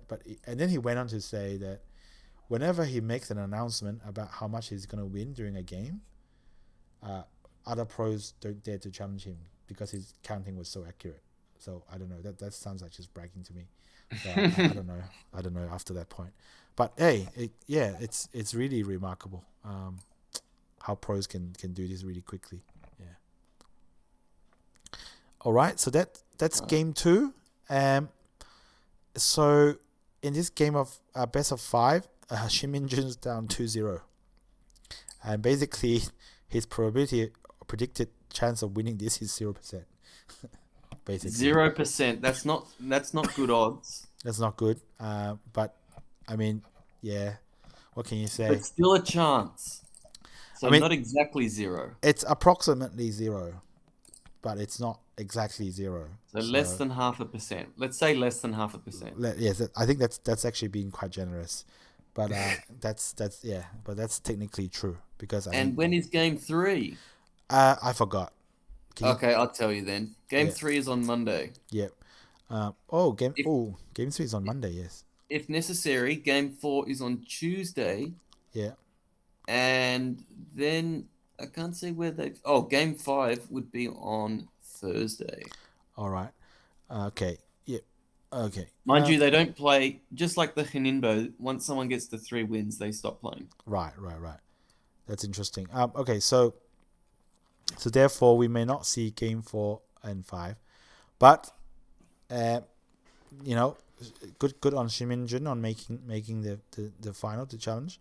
I mean, even if Shin Minjun did win, it's hard to associate him with Korea's strongest because obviously that's Shin Jinseo, but hey, he's not really close. I think that concludes all the big ticket items that we wanted to cover in this podcast. So Gaza, do we have anything else that we wanted to mention? Well, there are other things, but I think that they can be delayed for a week. Yeah. With the exception of the preview. Yeah. of what's happening on this weekend. Yes, we got the Globis Cup. The Globis Cup. Oh, this is a big one. This is another major. It's a youth world major. Yep. So it's only for under 20 players. Yep. But this is the biggest under 20 tournament in the world. Yep. It's it's almost like a world championship for youth. Yep. And it's a Japanese organized tournament. Yep. There are 16 players. Yep. 6 from Japan, 3 from Korea, 3 from China. Yep. 1 from Taiwan. Yep. 1 from Europe, 1 from North America, and 1 from Oceania, or basically the rest of the world. Yep. Now this competition, it's the structure is the 16 players are split into 4 groups. Yep. And then those 4 groups, those players in each group play each other. Yep. In a double elimination format until there are 2 players left. Right. So basically, you have to win 2 games. Yep. To make it through to the next stage, and if you lose 2 games, you're eliminated. Right. Do you have to win 2 games or win 1 game? You have to win 2 games. Right. So, for instance, in one group there'll be 4 players. Yep. They'll be split up into 2 pairs. Yep. So then the winners of those matches will play each other. Yep. And whoever wins that qualifies. Right. Now, the loser of that winners match will play the winner of the losers matchup. Right. And whoever wins that game is the second qualifier. Right. So if you lose the first game, you then need to win your next 2 games. Yeah. All right. Okay. So now, yeah, and then so each group will have 2 players going on to the next stage, which gives 8 players. Yep. And from there, it's single elimination, including the final, which is 1 game. Right. So you can play up to 6 games in this tournament. Right. Although you only need to win 5 games to win the Globus Cup. Yeah. And all of this is done in a single weekend. Oh wow. So it's up to 3 games. Up to 3 games a day per player. Wow, that's crazy. Yeah, it's like the Samsung Cup on steroids, really. Yeah. Okay. I don't exactly recall the time controls. They must be pretty fast. I'll see if I can quickly find them. Yep. Yep. So time controls are. I think it's I believe it's 30 seconds per move. Yep. But you get 10 1-minute byoyomis. So you can add on a minute to your time, to your move time. Yep. Up to 10 times. Right. So it's a very fast time format. Yep. That's why they can play 3 in a day, I guess. Yes, pretty much. Yeah. But it's very interesting that this is a Japan organized and sponsored tournament because Japan are known for their extremely long time controls. Yeah.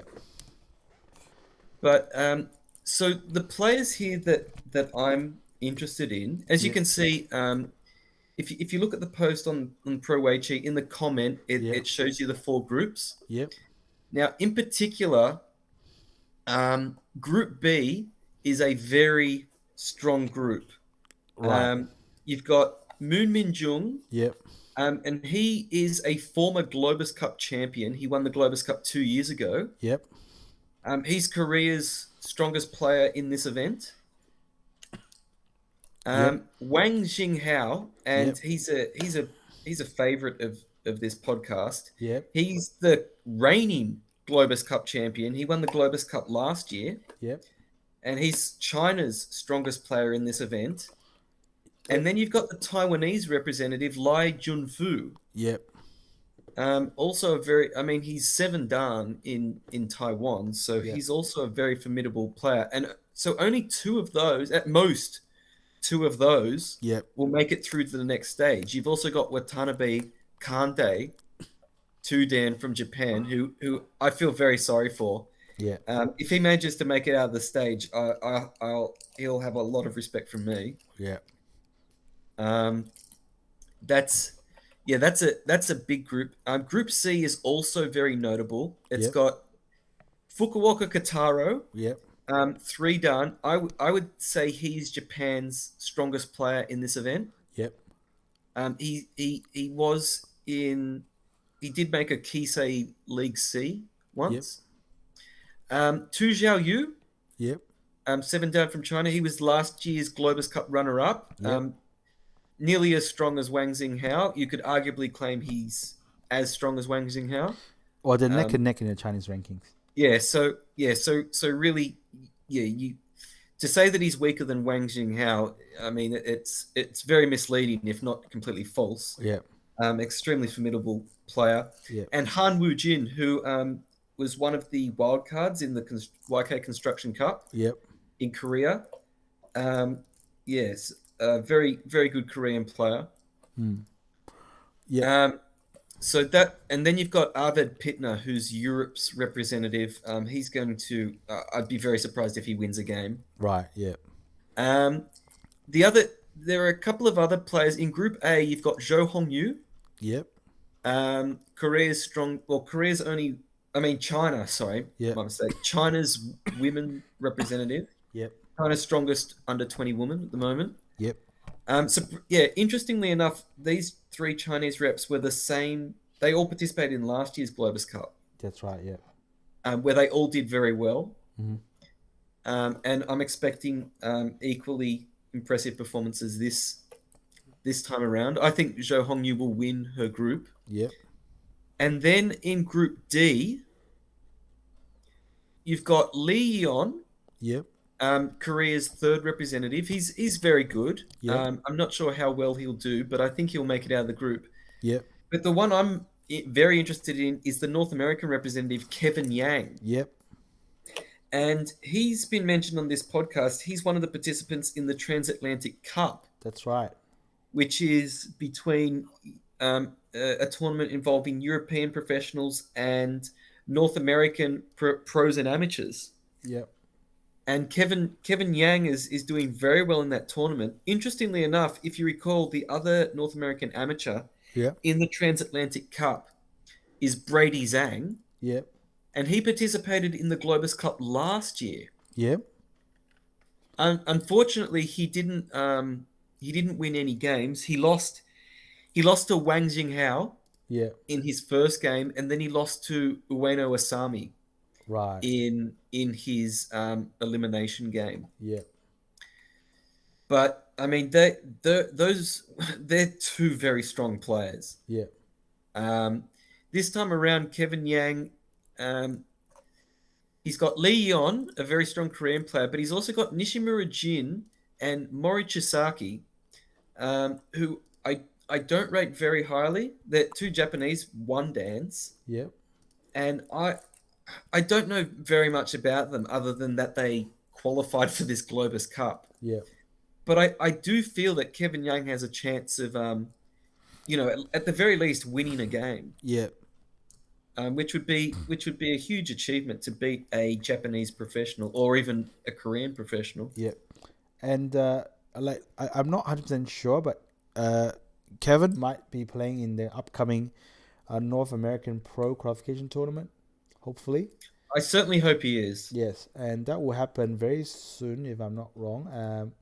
Possibly in the 27th of June. So, we could actually see Kevin become pro. So after but it will be after the Globus Cup. Yeah, it will be Globus Cup. So if that does happen, then I would say Kevin, might just have a fairly decent chance against one dance from Japan. Yeah. Yeah, I think that. Yeah, I do think that the Japanese contingent is one of the weakest I've seen. Right. Yep. You've got Fukuoka Kotaro. Yep. I do rate him. Yep. I think that he'll be one of Japan's strong players in the future. Yep.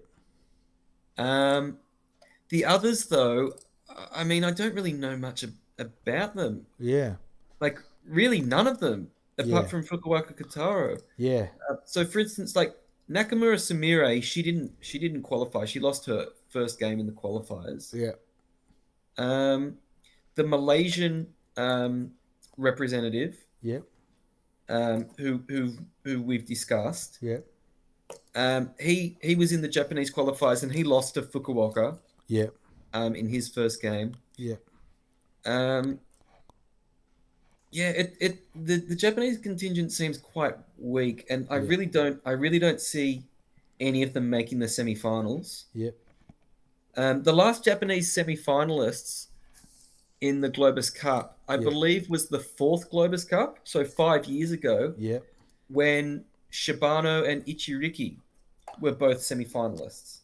Yes.